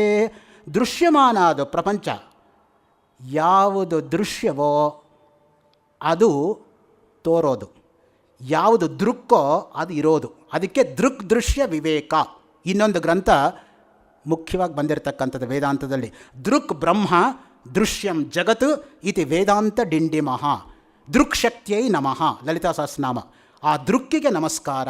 ಯಾವಾಗಲೂ ಕೂಡ ದೃಕ್ ಸ್ವರೂಪಿಣಿಯಾಗಿರ್ತಕ್ಕಂಥವಳೇ ಲಲಿತಾ ಅನ್ನೋ ದೃಷ್ಟಿಯಿಂದ. ನೋಡಿ, ಲಲಿತಾ ಅನ್ನೋವಾಗ 3 ಅಕ್ಷರ ಇದೆ, ಲಾ ಲಿ ಮತ್ತು ತ. ಲಾ ಅಂದರೆ ಲಕ್ಷ ಪದಾರ್ಥ ವೇದೇಶು, ವೇದಗಳಲ್ಲಿ ಲಕ್ಷ ಪದಾರ್ಥ ಇರತಕ್ಕಂತಹ. ಲಿ ಲಿಂಗಭೇದರಹಿತ, ಲಿಂಗಭೇದ ರಾಹಿತ್ಯದಿಂದ ತತ್ವಮಸ್ಯಾದಿ ವಾಕ್ಯತ್ವಾತ್ ಲಲಿತಾ ಇತ್ಯಭಿಧೀಯತೆ. ಇದು ಲಲಿತಾ ಶಬ್ದಕ್ಕಿರ್ತಕ್ಕಂಥ ಲಕ್ಷಣ. 1931 ಇಸ್ವಿನಲ್ಲಿ ಮಲ್ಲೇಶ್ವರದ 4ನೇ ಕ್ರಾಸಿನ 86ನೇ ಡೋರ್ ನಂಬರಲ್ಲಿ ಎಡತರೆಯ ಸುಬ್ರಾಯ ಶರ್ಮರು ಲಲಿತಾ ಸಹಸ್ರನಾಮದ ಮೇಲೆ ಕನ್ನಡದಲ್ಲಿ ವ್ಯಾಖ್ಯಾನ ಮಾಡೋ ಸಂದರ್ಭದಲ್ಲಿ ಅಂದಿನ ಶೃಂಗೇರಿ ಪೀಠಾಧೀಶ್ವರರಾಗಿದ್ದಂತಹ ಬ್ರಹ್ಮೀಭೂತ ಜೀವನ್ಮುಕ್ತ ಚಂದ್ರಶೇಖರ ಭಾರತಿ ಮಹಾಸ್ವಾಮಿಗಳು ಅನುಗ್ರಹ ಆಶೀರ್ವಾದ ಮಾಡ್ತಕ್ಕಂಥ ಸಂದರ್ಭದಲ್ಲಿ ಈ ಮಾತನ್ನು ಉದ್ಧರಿಸಿದ್ದಾರೆ ಆ ಗ್ರಂಥದಲ್ಲಿ. 1931 ಪಬ್ಲಿಕೇಶನ್. ಸೊ ಆ ದೃಷ್ಟಿಯಿಂದ ಅಂತಹ ಶ್ರೇಷ್ಠವಾಗಿರ್ತಕ್ಕಂಥದ್ದು ಮುಖ್ಯವಾಗಿ ಜೀವನದಲ್ಲಿ. ಆಮೇಲೆ ಮುಂದಿಂದು ಏನು ಅಂತ ಹೇಳಿದರೆ ಭೂತ ದಯ. ಮುಖ್ಯವಾಗಿ ನಾವು ಪ್ರತಿಯೊಬ್ಬರಲ್ಲೂ ಕೂಡ ದಯೆಯನ್ನು ತೋರಿಸ್ಬೇಕು, ಅನುಕಂಪವನ್ನು ಇಡಬೇಕು. ಯಾರು ತಪ್ಪು ಮಾಡಲ್ಲ, ನಾವೆಲ್ಲ ತಪ್ಪು ಮಾಡೇ ಹುಟ್ಟಿರ್ತಕ್ಕಂಥದ್ದು. ತಪ್ಪು ಮಾಡದೆ ಹೋದರೆ ಮುಕ್ತರಾಗಿಬಿಡಬೇಕಾಗಿತ್ತು. ಏನೋ ಸ್ವಲ್ಪ ತಪ್ಪು ಮಾಡಿದ್ದೀವಿ, ಅದರಿಂದ ಮಾನವನಾಗಿ ಹುಟ್ಟಿದ್ದೀವಿ. ಅದಕ್ಕೇ ಜಂತೂನಾಂ ನರಜನ್ಮ ದುರ್ಲಭಂ ಅತಃಪುಂಸ್ತಂ ತಥೋ ವಿಪ್ರತ ತಸ್ಮಾತ್ ವೈದಿಕ ಧರ್ಮ ಮಾರ್ಗತೆಯ ವಿದ್ವತ್ವಂ ಅಸ್ಮಾತ್ ಪರಂ ಆತ್ಮಾನಾತ್ಮ ವಿವೇಕ ಬ್ರಹ್ಮಾತ್ಮನೋ ಸಂಸ್ಥಿತಿ ಮುಕ್ತಿರ್ನೋ ಶತಜನ್ಮ ಕೋಟಿ ಸುಕೃತೈರ್ಪುಣ್ಯೈರ್ವಿನಾ ಲಭ್ಯತೆ ದುರ್ಲಭಂ ತ್ರಯಮೈವೈತದ್ದೈವಾನುಗ್ರಹ ಕಾರಣಂ ಮನುಷ್ಯತ್ವಂ ಮುಮುಕ್ಷುತ್ವಂ ಮಹಾಪುರುಷ ಸಂಶ್ರಯ. ವಿವೇಕ ಚೂಡಾಮಣಿ ಶುರುವಾಗೋದ 2 ಶ್ಲೋಕದಿಂದ. ಮಾನವನಾಗಿ ಹುಟ್ಟೋದು ಕಷ್ಟ. ಅದಕ್ಕೇ ಸ್ವಾಮಿ ವಿವೇಕಾನಂದರು ಹೇಳ್ತಾರೆ, man should rise from the level of creature to creator. You are not a creature, you are the creator. ನೀನು ಪ್ರಾಣಿ ಅಲ್ಲ, ಪ್ರಾಣಿಯ ಮಟ್ಟದಿಂದ ನೀನು ಮಾನವ ಮಟ್ಟಕ್ಕೆ ಏರಬೇಕು. ಇನ್ನೊಂದು ರೀತಿಯಲ್ಲಿ ಹೇಳೋದಾದರೆ ಸಮಾಜದಿಂದ ಸಮಾಜಕ್ಕೆ ಏರಬೇಕು. ಸಮಾಜ ಅಂದರೆ ಪ್ರಾಣಿಗಳ ಸಮೂಹ, ಸಮಾಜ ಅಂದರೆ ಮಾನವರ ಸಮೂಹ. ಅಷ್ಟೇನಪ್ಪ ವ್ಯತ್ಯಾಸ, ಒಂದು ದೀರ್ಘನೇ ಇರೋದಲ್ಲಿ. ನಾವು ಬರೆಯುವಾಗ ದೀರ್ಘ ಬಿಟ್ಬಿಟ್ರೆ ಮಾನವರನ್ನು ಪ್ರಾಣಿಗಳಾಗಿ ಮಾಡಿಸ್ಬಿಡ್ತೀವಿ ಅಷ್ಟೇ. ನಾವು ಇನ್ನೂ ಆ ಮಟ್ಟದಲ್ಲೇ ಇದ್ದೀವಲ್ಲ. ಅದರಿಂದ ಅಟ್ಲೀಸ್ಟ್ ಒಂದು ಸಲ ಆದರೂ ಒಪ್ಕೊಂಡಂಗೆ ಆಯಿತು ನಾವು ಯಾರು ಅಂತ ರಿಯಾಲಿಟಿನಲ್ಲಿ. ಸೊ ಈ ಸಮಾಜಶಾಸ್ತ್ರ ನಮಗೆ ಸಮಾಜಶಾಸ್ತ್ರ ಅಂತ ಬರೆದುಬಿಟ್ರೆ ಸೋಷಿಯಾಲಜಿ ಬಿಕಮ್ ಝುವಾಲಜಿ.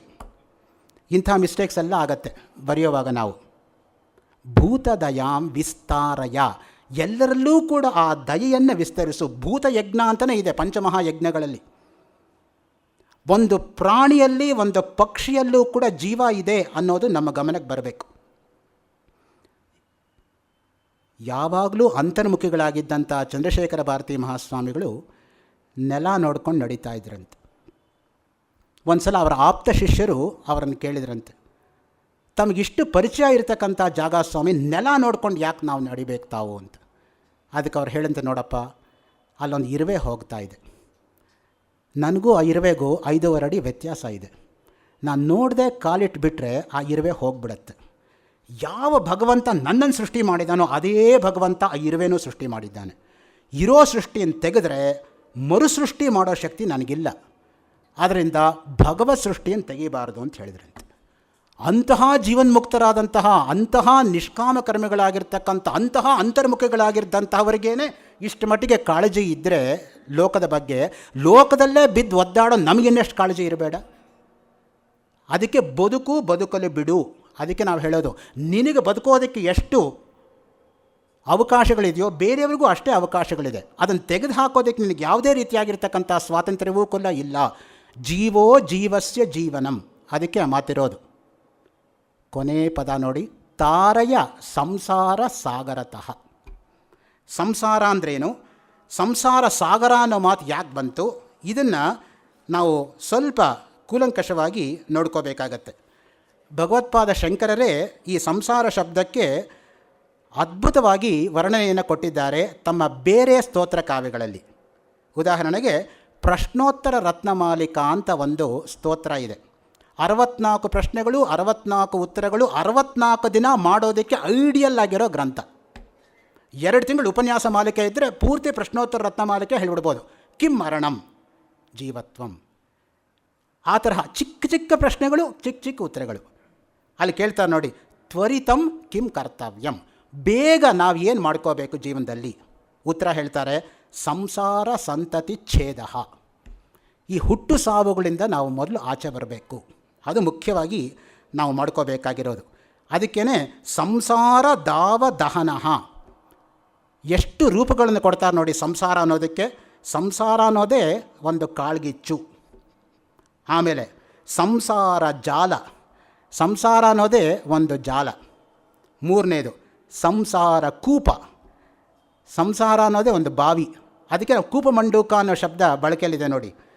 ಹಾಗೆ ಸಂಸಾರ ಭೀಕರ, ಸಂಸಾರ ಅನ್ನೋದೇ ಒಂದು ಭಯಗ್ರಸ್ತವಾಗಿರ್ತಕ್ಕಂಥದ್ದು. ಸಂಸಾರ ಸರ್ಪ, ಸಂಸಾರ ಅನ್ನೋದೇ ಒಂದು ಹಾವು. ವೇದಾಂತದಲ್ಲಿ ಸಂಸಾರ ಅಂದರೆ ಹೆಂಡತಿ ಮಕ್ಕಳು ಅಂತಲ್ಲ, ಜನನ ಮರಣಗಳು ಅಂತ ಸಂಸಾರ ಅಂದರೆ. ಪುನರಪಿ ಜನನಂ ಪುನರಪಿ ಮರಣಂ ಪುನರಪಿ ಜನನೀ ಜಠರೇ ಶಯನಂ ಇಹ ಸಂಸಾರೇ ಬಹುದುಸ್ಸಾರೇ ಕೃಪಯಾಪಾರೇ ಪಾಹಿ ಮುರಾರೇ. ಎಷ್ಟು ಚೆನ್ನಾಗಿದೆ ನೋಡಿ. ಮತ್ತೆ ಹುಟ್ಟೋದು, ಮತ್ತೆ ಸಾಯೋದು, ಮತ್ತು ಯಾವುದೋ ತಾಯಿಯ ಗರ್ಭವನ್ನು ಪ್ರವೇಶ ಮಾಡೋದು. ಇದೇ ಆಗಿಬಿಟ್ಟಿದೆ ಜೀವನ. Endless cycle of births and deaths, incessantly going on for ever. ಅದರಿಂದ ನಾವು ತಪ್ಪಿಸ್ಕೋಬೇಕು. ಅದಕ್ಕೇ ಮೋಕ್ಷ ಅಂದರೆ ಏನು ಅದ್ವೈತ ವೇದಾಂತದಲ್ಲಿ ಅಂದರೆ ಜನ್ಮರಾಹಿತ್ಯತ್ವ ಅಷ್ಟೆ. ಯಾವಾಗ ಜನ್ಮರಾಹಿತ್ಯತ್ವ ಆಗತ್ತೆ ಅಂದರೆ ಅವಿದ್ಯಾ ನಾಶ. ಯಾವಾಗ ಅವಿದ್ಯಾ ನಾಶ ಆಗತ್ತೆ ಅಂದರೆ ವಿದ್ಯೆ ನಮ್ಮ ಸ್ವರೂಪ ಅಂತ ನಾವು ಅರಿತುಕೊಂಡಾಗ. ಏಕೆಂದರೆ ವಿದ್ಯೆ ಆಚೆಯಿಂದ ಬರೋದಲ್ಲ, ಇರೋ ಅವಿದ್ಯೆಯನ್ನು ತೊಲಗಿಸಿದಾಗ ಆಗ್ತಕ್ಕಂಥದ್ದೇ ವಿದ್ಯೆ. ಹಿರಣ್ಮಯೇನ ಪಾತ್ರೇಣ ಸತ್ಯಸ್ಯಾಪಿ ಹಿತಂ ಮುಖಂ ತತ್ವಂ ಪೋಷನ್ ಅಪಾವೃಣು ಸತ್ಯಧರ್ಮಾಯ ದೃಷ್ಟಯೇ.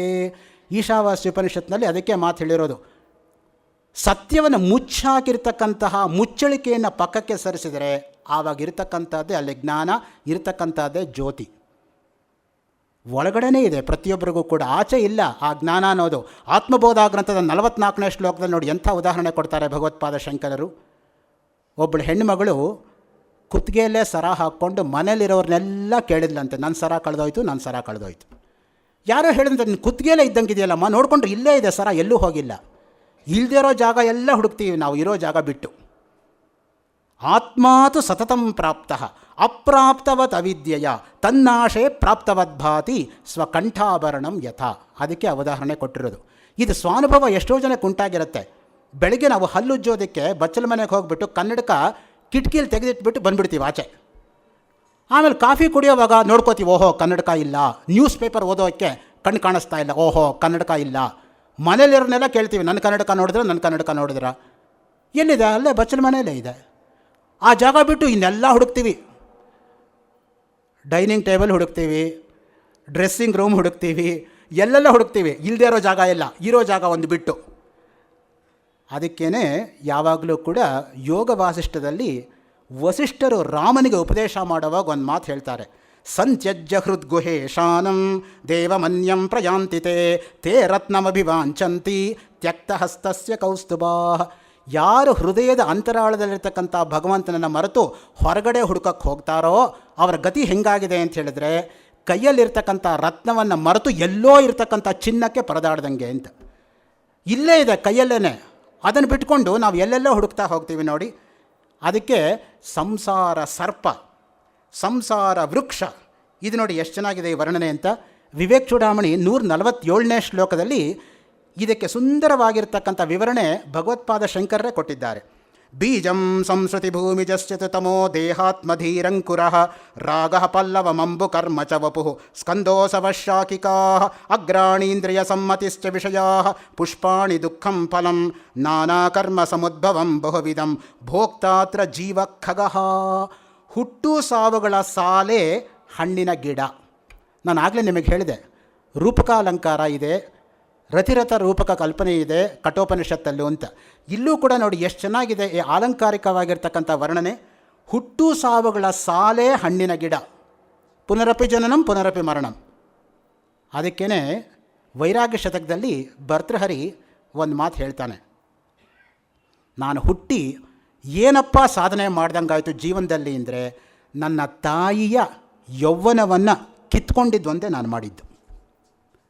ಇನ್ನೇನು ಮಾಡಿದೆ, ನಾನು ಹುಟ್ಟೋ ತಕ್ಕ ನನ್ನ ತಾಯಿ ಯುವತಿಯಾಗಿದ್ಲು, ನಾನು ಹುಟ್ಬಿಟ್ಟು ಅವಳ ಯೌವನವನ್ನು ಕಸ್ಕೊಂಡ್ಬಿಟ್ಟೆ ಅಷ್ಟೇ. ವಿದ್ಯಾನಾದಿಗತ ಕಲಂಕರಹಿತ ವಿತ್ತಂಚ ನೋಪಾರ್ಜಿತಂ ಎಲ್ಲ ಹೇಳ್ತಾ ಬಂದು ಕೊನೆಗೆ ಮಾತುಹು ಯೌವನ ಛೇದೆ ಕುಠಾರಾವಯಂ ಹೇಳ್ತಾನವನು. ನನ್ನ ತಾಯಿ ಯುವತಿಯಾಗಿದ್ಲು, ಆ ಯೌವನವನ್ನು ನಾನು ಅಪಹರಿಸಿಬಿಟ್ಟೆ, ಇಷ್ಟೇ ನಾನು ಮಾಡೋಕ್ಕಾಗಿದ್ದು, ಜೀವನದಲ್ಲಿ ಇನ್ನೇನು ಆಡಲಿಲ್ಲ ಅಂತ.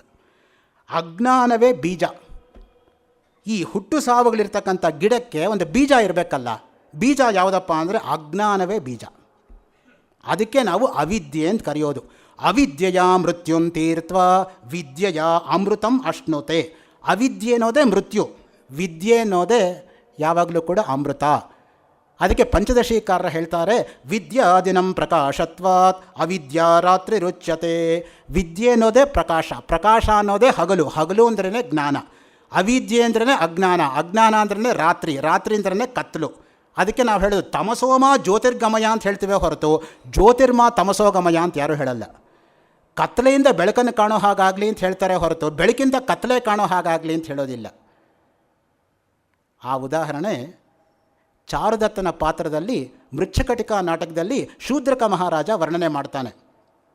ಹಣ ಇದ್ದು ಇದ್ದು ಇದ್ದು ಕಳ್ಕೊಂಬಿಟ್ರೆ ಅವರು ಬದುಕಿದ್ರೂ ಸತ್ತಂತೇನೆ, ಹಣನೇ ಇಲ್ಲದೆ ಹಣ ಬಂದರೆ ಕತ್ತಲೆಯಿಂದ ದೀಪ ಕಂಡಷ್ಟು ಸಂತೋಷ ಆಗತ್ತೆ ಅಂತ. ಸೊ ಆ ದೃಷ್ಟಿಯಿಂದ ಯಾವಾಗಲೂ ಕೂಡ ನಾವು ಅಜ್ಞಾನದಿಂದ ಜ್ಞಾನದ ಕಡೆಗೆ ಬರತಕ್ಕಂಥದ್ದನ್ನು ಯೋಚನೆ ಮಾಡಬೇಕು. ಹಾಗಿದ್ದರೆ ಮೊಳಕೆ ಯಾವ ಸ್ವಾಮಿ ಈ ಗಿಡಕ್ಕೆ ಅಂತ ಕೇಳಿದರೆ, ಶರೀರಾತ್ಮಭಾವವೇ ಮೊಳಕೆ. ನಾವೆಲ್ಲ ಏನು ಅಂದ್ಕೊಂಡಿದ್ದೀವಿ, ನಾನು ಅಂದರೆ ಪ್ರತಿಯೊಬ್ಬರು ಶರೀರವನ್ನು ಇಟ್ಕೊಂಡೇ ಮಾತಾಡ್ತಾರೆ ಹೊರತು ಆತ್ಮವನ್ನು ಇಟ್ಕೊಂಡು ಯಾರೂ ಮಾತಾಡೋದಿಲ್ಲ. ನಾನು ಹೋಗ್ತೀನಿ, ನಾನು ಬರ್ತೀನಿ, ನಾನು ಊಟ ಮಾಡ್ತೀನಿ, ನಾನು ಓಡ್ತೀನಿ. ನಾನು ಅಂದರೆ ಏನಲ್ಲಿ? ಅಹಂ ಗಚ್ಚಾಮಿ, ಅಹಂ ಪಿಬಾಮಿ, ಅಹಂ ಖಾದಾಮಿ. ಪ್ರತಿಯೊಬ್ಬರು ಕೂಡ ಅಹಂ ಅನ್ನೋವಾಗ ದೇಹವನ್ನು ಇಟ್ಕೊಂಡೇ ಮಾತಾಡ್ತಾ ಇದ್ದಾರೆ. ಅದಕ್ಕೆ ನಾನು ಅಂದರೆ ಯಾರು ಅನ್ನೋದು ಮೂಲಭೂತ ಪ್ರಶ್ನೆ. ನಾನು ಅಂದರೆ ಮನಸ್ಸೇ, ಬುದ್ಧಿನೇ, ಚಿತ್ತಾನೇ, ಅಹಂಕಾರನೇ. ಮನೋಬುದ್ಧಿ ಅಹಂಕಾರ ಚಿತ್ತಾನಿ ನಾಹಂ ನ ಕರ್ಣ ನ ಜಿಹ್ವಾ ನ ಚಘ್ರಾಣ ನೇತ್ರೇ. ಹಾಗಿದ್ರೆ ಯಾರಪ್ಪ ನೀನು? ಶಿವೋಹಂ ಶಿವೋಹಂ ಅಷ್ಟೆ, ಕೇವಲ ಶಿವಸ್ವರೂಪ. ಶಿವಂ ಭಜಂತಿ ಯೇ ನರಾಹ ಶಿವಂ ವ್ರಜಂತಿ ತೇ ನರಾಹ ಶಿವೇತರಂ ಭಜಂತಿ ಯೇ ಶಿವೇತರಂ ವ್ರಜಂತಿ ತೇ ಅಂತ. ಅದಕ್ಕೆ ಒಂದು ಮಾತಿದೆ, ಯಾರು ಶಿವನನ್ನು ನಂಬಿಕೊಂಡಿದ್ದಾರೋ ಅವರು ಶಿವವೇ ಆಗಿಬಿಡ್ತಾರೆ. ಅದಕ್ಕೆ ನಮ್ಮಲ್ಲಿ ವೇದಾಧ್ಯಯನದ ಬಗ್ಗೆ ಒಂದು ಮಾತಿದೆ, ವೇದ ಶಿವ ಶಿವೋ ವೇದ ವೇದಾಧ್ಯಾಯೀ ಸದಾ ಶಿವ ತಸ್ಮಾತ್ ಸರ್ವ ಪ್ರಯತ್ನೇನ ವೇದಮೇವ ಸದಾ ಪಠೇತ್ ಅಥವಾ ವೇದಮೇವ ಸದಾ ಜಪೇತ್. ಅದಕ್ಕೆ ಮಾತಿರೋದು. ಜಪ ಅನ್ನೋದಕ್ಕೆ ನೋಡಿ ಎಂಥ ಒಳ್ಳೆ ಅರ್ಥ ಇದೆ ಗೊತ್ತಾ? ಜ ಮತ್ತು ಪ 2 ಅಕ್ಷರ ಇದೆ. ಜ ಅಂದ್ರೇನು? ಜಕಾರೋ ಜನ್ಮ ವಿಚ್ಛಿತ್ತಿ, ಪಕಾರ ಪಾಪನಾಶಕ, ತಸ್ಮಾತ್ ಜಪ ಇತಿ ಪ್ರೋಕ್ತಃ ವೇದ ವಿಜ್ಞಾ ಮನೀಷಿಣಃ ಅಂತ. ಜ ಅಂತ ಹೇಳಿದ ಕೂಡಲೇ ಪುನರ್ಜನ್ಮ ಅನ್ನೋದು ಹೊಟ್ಟೋಗತ್ತಂತೆ. ಪ ಅಂತ ಹೇಳಿದ ಕೂಡಲೇ ಮಾಡಿರೋ ಪಾಪಗಳೆಲ್ಲ ನಷ್ಟವಾಗಿಬಿಡುತ್ತಂತೆ. ಅದರಿಂದ ಮುಕ್ತಿ ಗ್ಯಾರಂಟಿ ಅಂತ ಜಪ ಮಾಡೋರಿಗೆ. ಯಾವುದಾದ್ರೂ ಜಪ ಮಾಡಿ, ನೀವು ಶಿವಪಂಚಾಕ್ಷರಿ ಮಾಡಿ, ವಿಷ್ಣು ಸಹಸ್ರನಾಮ ಮಾಡಿ, ಭಗವದ್ಗೀತೆ ಮಾಡಿ, ಉಪನಿಷತ್ ಪಾರಾಯಣ ಮಾಡಿ, ದುರ್ಗಾ ಸಪ್ತಶತಿ ಮಾಡಿ, ಸುಂದರಕಾಂಡ ಪಾರಾಯಣ ಮಾಡಿ, ನಿಮ್ಗೆ ಯಾವ್ದು ಇಷ್ಟವೋ ಅದನ್ನು ಮಾಡಿ. ಯೇ ಯಥಾಮಾಂ ಪ್ರಪದ್ಯಂತೆ ತಾಂಸ್ತಥೈವ ಭಜಾಮ್ಯಹಂ. ಪರಮಾತ್ಮನ ಆಶ್ವಾಸನೆ ಇದೆ, ಯಾರು ನನ್ನನ್ನು ಹೇಗೆ ಪೂಜೆ ಮಾಡ್ತಾರೋ ನಾನು ಅವರಿಗೆ ಹಾಗೆ ಒಲಿತೀನಿ. ನೀವು ಏನು ಕೊಡ್ತೀರಾ ಅನ್ನೋದೆಲ್ಲ ಮುಖ್ಯ, ಹೇಗೆ ಕೊಡ್ತೀರಾ ಅನ್ನೋದು ಮುಖ್ಯ. ಪತ್ರಂ ಪುಷ್ಪಂ ಫಲಂ ತೋಯಂ ಅದೆಲ್ಲ ಮುಖ್ಯ. ಯೋಮೇ ಭಕ್ತಿಯ ಪ್ರಯಚ್ಛತಿ, ಭಕ್ತಿಯಿಂದ ಯಾರು ಕೊಡ್ತಾರೋ ಅದು. ಒಂದು ಹಣ್ಣಿಟ್ಬಿಡಿ, ಒಂದು ಎಲೆ ಇಡಿ, ಅಥವಾ ಒಂದು ಉದ್ಧರಣೆ ನೀರು ಬಿಟ್ಬಿಡಿ, ಸಾಕು. ಭಗವಂತ ಅಷ್ಟಕ್ಕೆ ಅಲ್ಪತೃಪ್ತ. ಇದೇ ಬೇಕು ಅದೇ ಬೇಕು ಅಂತ ಅವ್ನು ಡಿಮಾಂಡ್ ಮಾಡೋದೇ ಇಲ್ಲ.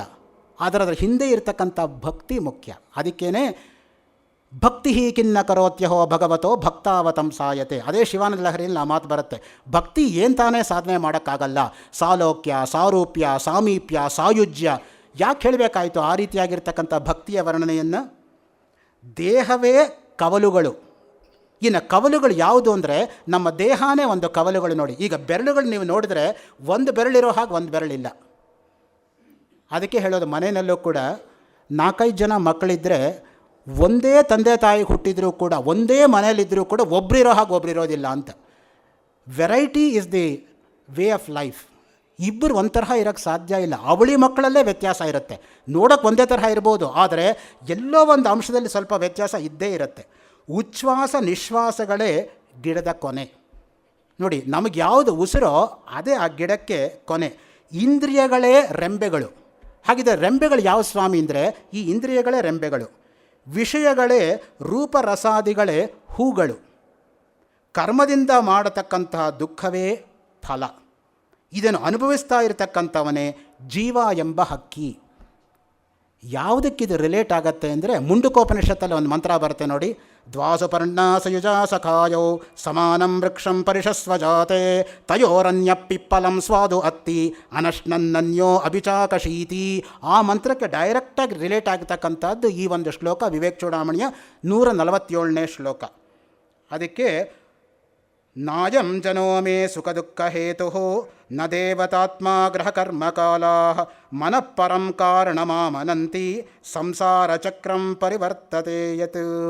ಭಿಕ್ಷು ಗೀತಾ ಅನ್ನೋ ಗ್ರಂಥದಲ್ಲಿ ಈ ಮಾತು ಬರುತ್ತೆ. ನಮ್ಮಲ್ಲಿ ಭಿಕ್ಷುಕೋಪನಿಷತ್ ಅಂತಲೂ ಒಂದು ಉಪನಿಷತ್ತಿದೆ, ದಯವಿಟ್ಟು ನೆನಪಿಟ್ಕೊಳ್ಳಿ. ಬರೀ ದಶೋಪನಿಷತ್ತುಗಳು ಮುಖ್ಯವಾಗಿ ನಾವು ಹೆಸರಿಸ್ತೀವಿ ಹೊರತು, ಇನ್ನು ನಾವು ಪೂರ್ತಿ ಉಪನಿಷತ್ತುಗಳನ್ನು ತೆಗೆದು ನೋಡಿದ್ರೆ ಭಿಕ್ಷುಕೋಪನಿಷತ್ ಅಂತ ಒಂದು ಉಪನಿಷತ್ತಿದೆ. ಈ ನಮ್ಮ ಚಾಮರಾಜಪೇಟೆಯಲ್ಲಿ ಯಾಜ್ಞವಲ್ಕ್ಯ ಟ್ರಸ್ಟ್ ಇದೆ. ಅವರು ಶುಕ್ಲ ಯಜುರ್ವೇದಕ್ಕೆ ಸಂಬಂಧಪಟ್ಟಿರ್ತಕ್ಕಂಥ ಉಪನಿಷತ್ತುಗಳು ಅಂತ ಹೇಳಿಬಿಟ್ಟು ಪಟ್ಟಿ ಮಾಡಿದ್ದಾರೆ. 43 ಉಪನಿಷತ್ತುಗಳು. ಅದರಲ್ಲಿ ಭಿಕ್ಷುಕೋಪನಿಷತ್ತು ಒಂದು ಉಪನಿಷತ್ತು. ಭಿಕ್ಷುಕ ಅಂದರೆ ಬೆಗ್ಗರ್ ಅನ್ನೋ ಅರ್ಥದಲ್ಲ, ಸನ್ಯಾಸಿ ಅನ್ನೋ ಅರ್ಥದಲ್ಲಿ ಭಿಕ್ಷುಕ ಅಂತ ಇರ್ತಕ್ಕಂಥದ್ದು. ಅದರಲ್ಲಿ 4 ವಿಧ ಅಂತ ವರ್ಣನೆ ಮಾಡ್ತಾರೆ. ಕುಟೀಚಕ, ಬಹುದಕ, ಹಂಸ, ಪರಮಹಂಸ ಅಂತ. ಈ ಮಾತನ್ನು ಜೀವನ್ಮುಕ್ತಿ ವಿವೇಕದ ಪ್ರಾರಂಭದಲ್ಲೇ ವಿದ್ಯಾರಣ್ಯ ಸ್ವಾಮಿಗಳು ತೆಗೆದುಕೊಂಡಿದ್ದಾರೆ. ಕುಟೀಚಕಕ್ಕೂ ಬಹುದಕಕ್ಕೂ ಏನು ವ್ಯತ್ಯಾಸ, ಬಹುದಕಕ್ಕೂ ಹಂಸಕ್ಕೂ ಏನು ವ್ಯತ್ಯಾಸ, ಹಂಸಕ್ಕೂ ಪರಮಹಂಸಕ್ಕೂ ಏನು ವ್ಯತ್ಯಾಸ, ಪರಮಹಂಸ ಮಠದಲ್ಲಿ ಇರ್ತಕ್ಕಂಥವ್ರು ಯಾರು. ಜಾಬಾಲ್ ಉಪನಿಷತ್ತಲ್ಲಿ ಯಾರು ಪರಮಹಂಸರು ಅಂತಲೇ ಒಂದು ಲಿಸ್ಟ್ ಕೊಡ್ತಾರೆ. ಹಾರೀತ, ಶ್ವೇತಕೇತು, ಉದ್ದಾಲಕ, ಈ ರೀತಿಯ ಉದ್ದಕ್ಕೊಂದು ಪಟ್ಟಿನೇ ಕೊಟ್ಬಿಡ್ತಾರೆ ಯಾರು ಪರಮಹಂಸರು ಅಂತ. ಅದಕ್ಕೇ ಪರಮಹಂಸ ಹೇಗಿರಬೇಕು, ಅವನ ಚರ್ಯೆ ಏನು ಅನ್ನೋದಕ್ಕೆ ಸದಾಶಿವ ಬ್ರಹ್ಮೇಂದ್ರರು ಪರಮಹಂಸ ಚರ್ಯ ಅಂತ 350 ಪುಟ ಒಂದು ಗ್ರಂಥ ಬರೆದಿದ್ದಾರೆ. ಅಂಥ ಗ್ರಂಥಗಳು ನಮ್ಮ ಕನ್ನಡಕ್ಕೆ ಬಂದರೆ ಎಷ್ಟು ಉಪಯೋಗ ಆಗುತ್ತೆ ಗೊತ್ತಾ ಜನಸಾಮಾನ್ಯರಿಗೆ. ಪ್ರತಿಯೊಬ್ಬರು ಮಾತಾಡ್ತಾರೆ ಪರಮಹಂಸರು. ಯಾರು ಪರಮಹಂಸರು ಹೇಳು? ನೀವು ಕತ್ತಿನ ಪಟ್ಟಿ ಹಿಡ್ಕೊಂಡು ಕೇಳಿದ್ರೆ ಶೃಂಗಗ್ರಾಹಿ ಅಂತ ಅದಕ್ಕೆ ಹೇಳೋದು. ಯಾರು ಪರಮಹಂಸರು ಹೇಳು, ಅವ್ರ ಲಕ್ಷಣ ಹೇಳು, ಉದಾಹರಣೆ ಕೊಡು, ಎಲ್ಲಿರ್ತಾರೆ ಹೇಳು, ಎಲ್ಲಿ ವಾಸ ಮಾಡಬೇಕು ಅವರು, ಎಷ್ಟು ಕೂಲಂಕಷವಾಗಿ ಡಿಸ್ಕಸ್ ಮಾಡಿದ್ದಾರೆ ಅಂದರೆ ಆ ಗ್ರಂಥದಲ್ಲಿ ಪರಮಹಂಸಚರ್ಯ ಅಂತ. ನಮ್ಮಲ್ಲಿ ಎಂಥೆಂಥ ಗ್ರಂಥಗಳಿದೆ ಅಂದರೆ ಪಾತಾಳ ಗರಡಿ ಹಾಕ್ಬಿಟ್ಟು ಅದನ್ನೆಲ್ಲ ಆಚೆ ತೆಗಿಬೇಕು. ಒಂದೊಂದು ಕೂಡ ಅದ್ಭುತವಾಗಿರ್ತಕ್ಕಂಥ ರತ್ನಗಳು. ಅಂಥ ರತ್ನಗಳು ಆಚೆಗೆ ಬರಬೇಕಾಗಿದೆ ನಮ್ಮಲ್ಲಿ. ವಿಷಯಗಳೇ ಮುಖ್ಯವಾಗಿ ಇಲ್ಲಿರ್ತಕ್ಕಂಥ ರೂಪಗಳು. ಮನಃಪರಂ ಕಾರಣಮಾಮನಂತಿ ಸಂಸಾರ ಚಕ್ರಂ ಪರಿವರ್ತಯೇದ್ಯತ್. ಸಂಸಾರ ಅನ್ನೋದೇ ಒಂದು ಚಕ್ರ ನೋಡಿ. ಅದಕ್ಕೇ ಒಂದು ಸುಭಾಷಿತದಲ್ಲಿ ಭಾಸ ವರ್ಣನೆ ಮಾಡ್ತಾನೆ,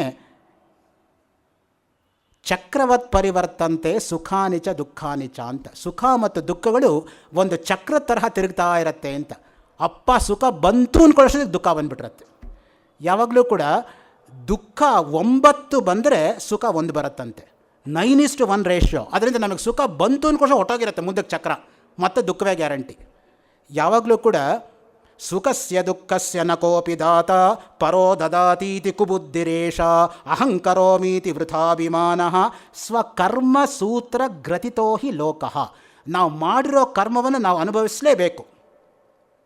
ಹಾಗೆ ನನ್ನ ಭಾಷಣ ಕೇಳೋದು ನಿಮ್ಮ ಕರ್ಮವೋ ಹಾಗೆ.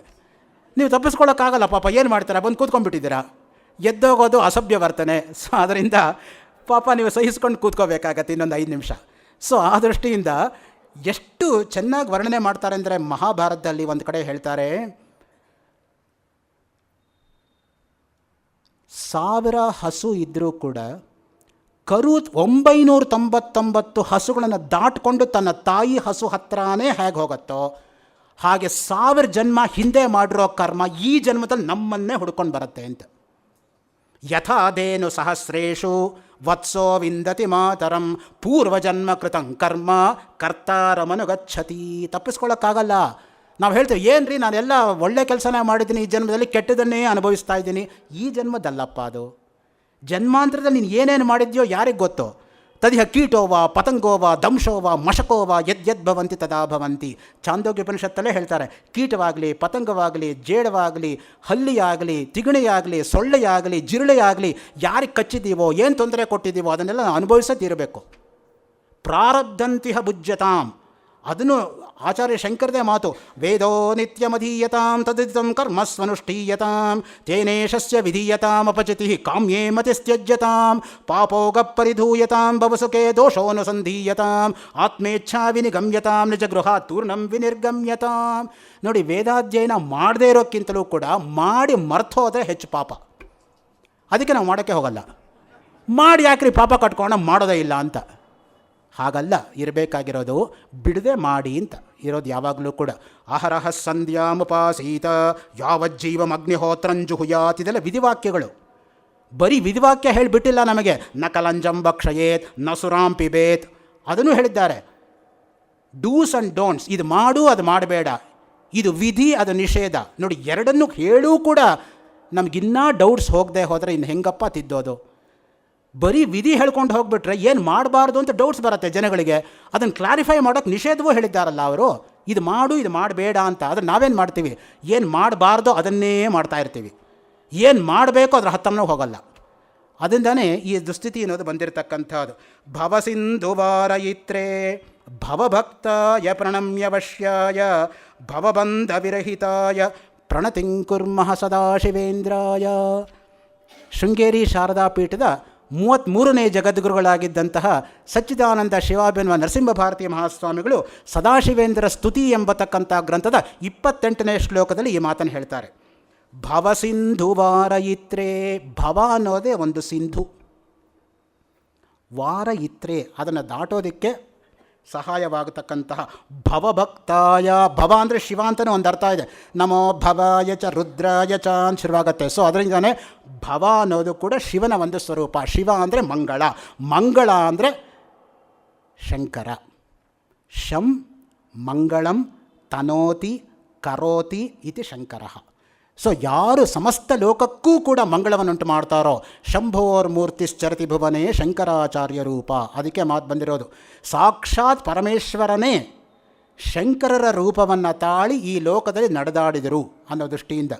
ಇಲ್ಲದೆ ಹೋದರೆ ಯಾವ ಒಬ್ಬ ಮನುಷ್ಯ ಮಾತ್ರದಲ್ಲಿ ಅಂಥ ಕೆಲಸ ಮಾಡೋಕ್ಕೆ ಸಾಧ್ಯ? ನೋಡಿ, ಆಸೇತು ಹಿಮಾಚಲ ಪರ್ಯಂತ ಕಾಲ್ನಡಿಗೆಯಲ್ಲಿ ನಡ್ಕೊಂಡು ಹೋಗಿ 4 ಆಮ್ನಾಯ ಪೀಠಗಳನ್ನು ಸಂಸ್ಥಾಪನೆ ಮಾಡಿ 4 ಜನ ಶಿಷ್ಯರನ್ನು ನೇಮಕಾತಿ ಮಾಡಿ 4 ವೇದಗಳ ಪುನರುದ್ಧಾರಕ್ಕೋಸ್ಕರ 4 ಆಮ್ನಾಯ ಪೀಠಗಳನ್ನು ಸಂಸ್ಥಾಪನೆ ಮಾಡಿ 1300 ವರ್ಷ ಆದರೂ ಕೂಡ ಅವಿಚ್ಛಿನ್ನವಾಗಿ ಅಸ್ಖಲಿತವಾಗಿ ಅನನ್ಯಾದೃಶವಾಗಿ ಆ ಪರಂಪರೆಯನ್ನು ನಡ್ಕೊಂಬರಬೇಕಾದ್ರೆ ಎಂತಹ ಮಹತ್ತಿರಬೇಕು. ಅದು ಪರಂಪರೆಗಿರ್ತಕ್ಕಂಥ ಒಂದು ಸೌಂದರ್ಯ.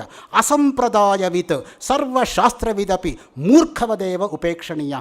ಆಚಾರ್ಯ ಶಂಕರ ಭಾಷ್ಯ ಭಗವದ್ಗೀತೆಯ 13ನೇ ಅಧ್ಯಾಯದ 2ನೇ ಶ್ಲೋಕದ ಮೇಲೆ ಅವರು 16ನೇ ವಯಸ್ಸಿನಲ್ಲಿ ಪ್ರಸನ್ನ ಗಂಭೀರ ಶೈಲಿಯಲ್ಲಿ ಬರೆದಿರತಕ್ಕಂಥ ಭಾಷ್ಯ ವಿಶೇಷ. ಸಂಪ್ರದಾಯ ಇಲ್ಲದೇ ಇರತಕ್ಕಂಥವರು ಸ್ವಂತವಾಗಿ ಸ್ವಬುದ್ಧಿಯಿಂದ ಓದ್ಕೊಂಡಿರ್ತಕ್ಕಂಥವ್ರ ವೇದಾಂತ ಮೂರ್ಖರೇ ಸರಿ, ಅವರಿಗೆ ಬೆಲೆ ಕೊಡಬೇಡಿ. ಅದಕ್ಕೆ ಸಂಪ್ರದಾಯ ನಿಷ್ಠೆ, ಸಂಪ್ರದಾಯ ಮುಖೇನ ಅಧ್ಯಯನ ಆಗಿದೆಯಾ ಅಂತ ಅದಕ್ಕೆ ಹಿಂದೆ ಕೇಳ್ತಾ ಇದ್ದಿದ್ದು. ಯಾವಾಗಲೂ ಕೂಡ ನಿಮ್ಮ ಗುರುಗಳು ಯಾರು ಅಂತ ಮೊದಲು ಕೇಳೋರು, ನೀವು ಯಾರು ಅಂತಲ್ಲ. ಅಂಥವ್ರ ಹತ್ರ ಪಾಠ ಕಲ್ತಿದ್ರೆ ಸರಿಯಪ್ಪ ಅಷ್ಟೇ, ಇನ್ನೇನು ನಾವು ಕೇಳಬೇಕಾಗಿಲ್ಲ. ನನಗೆ ನಾನು NMKRV ಕಾಲೇಜಿನಲ್ಲಿ ಇಂಟರ್ವ್ಯೂಗೆ ಹೋದಾಗ 29 ವರ್ಷದ ಹಿಂದೆ ನನಗೆ ಕೇಳಿದ ಪ್ರಶ್ನೆ, ಡಿಗ್ರಿ ಎಲ್ಲಿ ಓದಿದೆ ಅಂತ ಕೇಳಿದರು. ನ್ಯಾಷನಲ್ ಕಾಲೇಜು ಅಂತ ಹೇಳಿದೆ. ಹಾಗಿದ್ದರೆ HSV ಗುರುಗಳಾಗಿದ್ದರಾ ಅಂತ ಕೇಳಿದರು. ಈಗ ರಂಗಪ್ರಿಯ ಸ್ವಾಮಿಗಳಾಗಿದ್ದವರು ಆಗ ಪ್ರೊಫೆಸರ್ HS ವರದೇಶಕಾಚಾರ್ ಅಂತ ಪಾಠ ಮಾಡ್ತಾಯಿದ್ದ ಕಾಲದಲ್ಲಿ ಇದ್ದಿದ್ದು ಪೂರ್ವಾಶ್ರಮದಲ್ಲಿ. HSV ಸ್ಟೂಡೆಂಟಾ, ಏನಾದರೂ ಒಂದು ಸರ್ಟಿಫಿಕೇಟ್ ಇದೆಯಾ ಅವರಿಂದ ಅಂತ ಕೇಳಿದರು. ಸರ್ಟಿಫಿಕೇಟ್ ತೆಗೆದು ಮುಗಿದ ಮರು ಪ್ರಶ್ನೆ ಇಲ್ಲ, ಹೋಗಂದರು. ತಕ್ಷಣ ಕೆಲಸ. ಯಾಕೆಂದರೆ ಅಂಥ ಗುರುಗಳ ಹತ್ರ ಪಾಠ ಆದಮೇಲೆ ಇವನು ತಪ್ಪೋದಕ್ಕೆ ಸಾಧ್ಯ ಇಲ್ಲ ಅಂತ ಒಂದು ಖಾತ್ರಿ ಇತ್ತು. ಹಾಗೆ ಯಾವಾಗಲೂ ಕೂಡ ಯಾರು ಗುರುಗಳ ಹತ್ರ ನೀವು ಅಧ್ಯಯನ ಮಾಡಿದ್ದೀರಾ, ಈಗ ತಾನೇ ಪೂಜ್ಯರಾಗಿರ್ತಕ್ಕಂಥ SR ರಾಮಸ್ವಾಮಿಯವರು ಉಲ್ಲೇಖ ಮಾಡ್ತಾಯಿದ್ರು ಲಕ್ಷ್ಮೀ ನರಸಿಂಹಶಾಸ್ತ್ರಿಗಳ ಬಗ್ಗೆ. ಯಾವ ರೀತಿ ವಾಕ್ಯಾರ್ಥ ಮಾಡುವಾಗ ಅವರು ಎಂತೆಂತಹ ಉದ್ಗ್ರಂಥಗಳನ್ನೇ ಆಯ್ಕೋತಾ ಇದ್ದರು ಗಣಪತಿ ವಾಕ್ಯಾರ್ಥ ಸಭೆಯಲ್ಲಿ ಅನ್ನೋದಕ್ಕೆ ಖಂಡನ ಖಂಡ ಖಾದ್ಯ ಇತ್ಯಾದಿ ಗ್ರಂಥಗಳನ್ನು ಅವರು ಉದ್ಧರಿಸ್ತಾ ಇದ್ದರು. ಯಾಕೆಂದರೆ ಅಂತಹ ಗುರುಗಳ ಹತ್ರ ಪಾಠ ಆದಮೇಲೆ ಇನ್ನು ಯಾವ ರೀತಿಯಾಗೂ ಇರೋಕ್ಕೆ ಸಾಧ್ಯ ಇಲ್ಲ ಅನ್ನೋದು ಕಟ್ಟಿಟ್ಟು ಬುತ್ತಿ. ರಾಮಸ್ವಾಮಿಗಳಿಗೆ ಅಂಥವ್ರ ಹತ್ರ ಎಲ್ಲ ಪಾಠ ಆಗಿದೆ ವೇದಾಂತ. ಸೊ ಆ ದೃಷ್ಟಿಯಿಂದ ಅವ್ರು ಹೇಳ್ಕೊಳ್ಳಲ್ಲ ಪಾಪ, ಅವರು ಸೌಜನ್ಯದ ಪರಾಕಾಷ್ಠ ಮೂರ್ತಿ, ಸುಮ್ಮನೆ ಇರ್ತಾರೆ ಗಂಭೀರವಾಗಷ್ಟೇ. ಕೇಳಿ ನೀವು ಯಾವುದಾದ್ರೂ ಪ್ರಶ್ನೆ ಟಕ್ ಅಂತ ಹೇಳ್ತಾರೆ ತರ್ಕದಿಂದ. ಯಾತಕ್ಕೆ ಹೇಳ್ತಾ ಇದ್ದೀನಿ ಅಂದರೆ ಯಾವಾಗಲೂ ಕೂಡ ತುಂಬಿದ ಕೊಡ ತುಳುಕಲ್ಲ ಅನ್ನೋದಕ್ಕೆ ರಾಮಸ್ವಾಮಿಗಳೇ ಜ್ವಲಂತ ನಿದರ್ಶನ. ಅವಿನಯಂ ಅಪನಯ ವಿಷ್ಣು, ಅಪ್ಪ ಭಗವಂತ ಅವಿನಯವನ್ನು ಬಿಡಿಸು ನನ್ನ ಹತ್ರ. ಶಮಯ ಮನಃ, ಮನಸ್ಸನ್ನು ಶಮನಗೊಳಿಸು. ಧಮಯ ವಿಷಯ ಮೃಗತೃಷ್ಣ, ವಿಷಯ ಮೃಗತೃಷ್ಣೆಯಿಂದ ನನ್ನನ್ನು ಬಿಡಿಸು. ಆಮೇಲೆ ಭೂತದಯಾಂ, ಭೂತದಯೇನು ಉಂಟು ಮಾಡು. ತಾರಯ ಸಂಸಾರ ಸಾಗರತಃ, ಹುಟ್ಟು ಸಾವುಗಳು ಎಂಬತಕ್ಕಂಥ ಸಂಕೋಲೆಯಿಂದ ನನ್ನನ್ನು ಪಾರು ಮಾಡು. ಸಂಕೋಲೆಯನ್ನು ಪಾರು ಮಾಡಿದಾಗ ಏನಾಗುತ್ತೆ ಅಂದರೆ ಅವರು ಸಾಕ್ಷಾತ್ ಮುಕ್ತ ಸ್ವರೂಪದಲ್ಲಿ ನಿಂತಿರ್ತಾರೆ. ಅವರು ಅದನ್ನೇ ಜೀವನ್ಮುಕ್ತಿ ಅಂತ ಹೇಳೋದು, ಅಥವಾ ಅದನ್ನೇ ಸ್ಥಿತಪ್ರಜ್ಞಾ ಅಂತ ಹೇಳೋದು, ಅದನ್ನೇ ಶಾಂತ ಸ್ವರೂಪ ಅಂತ ಹೇಳೋದು. ಶಾಂತ ಸ್ವರೂಪವನ್ನು ಹೇಳಿದ ಮೇಲೆ ನಾನು ಶಾಂತ ಆಗದೆ ಹೋದರೆ ಹಾಗೆ. ಆ ದೃಷ್ಟಿಯಿಂದ ಮೊದಲನೇ ದಿನದ ಉಪನ್ಯಾಸವನ್ನು ಭಗವತ್ಪಾದ ಶಂಕರರ ವಿಷ್ಣು ಷಟ್ಪದಿ ಸ್ತೋತ್ರದ ಒಂದು ಶ್ಲೋಕದ ಮುಖಾಂತರ ಮೊದಲನೇ ದಿನದ ಉಪನ್ಯಾಸವನ್ನು ತಮ್ಮನ್ನು ಹಂಚ್ಕೊಂಡಿದ್ದೀನಿ. ಎರಡನೇ ದಿನವಾಗಿರ್ತಕ್ಕಂಥ ನಾಳೆ ದಿನ ನಾನು ಆಗಲೇ ತಮ್ಮಲ್ಲಿ ವಿನಂತಿಸ್ಕೊಂಡಿರೋ ಹಾಗೆ ಸಾಕ್ಷಾತ್ ರಮಣರ ಶಿಷ್ಯರಾದಂತಹ ಕಾವ್ಯಕಂಠ ಗಣಪತಿ ಮುನಿಗಳ ಉಮಾಸಹಸ್ರಂ ಕಾವ್ಯದ ಒಂದೆರಡು ಶ್ಲೋಕಗಳನ್ನು ತಮ್ಮೊಡನೆ ಹಂಚಿಕೊಳ್ಳೋ ಪ್ರಯತ್ನವನ್ನು ನಾಳೆ ದಿವಸ ಮಾಡ್ತೀನಿ. ಎಲ್ರಿಗೂ ಕೂಡ ನಮಸ್ಕಾರ. ಓಂ ಶಾಂತಿ ಶಾಂತಿ ಶಾಂತಿ. ಶ್ರೀ ಶಂಕರಾರ್ಪಣಮಸ್ತು.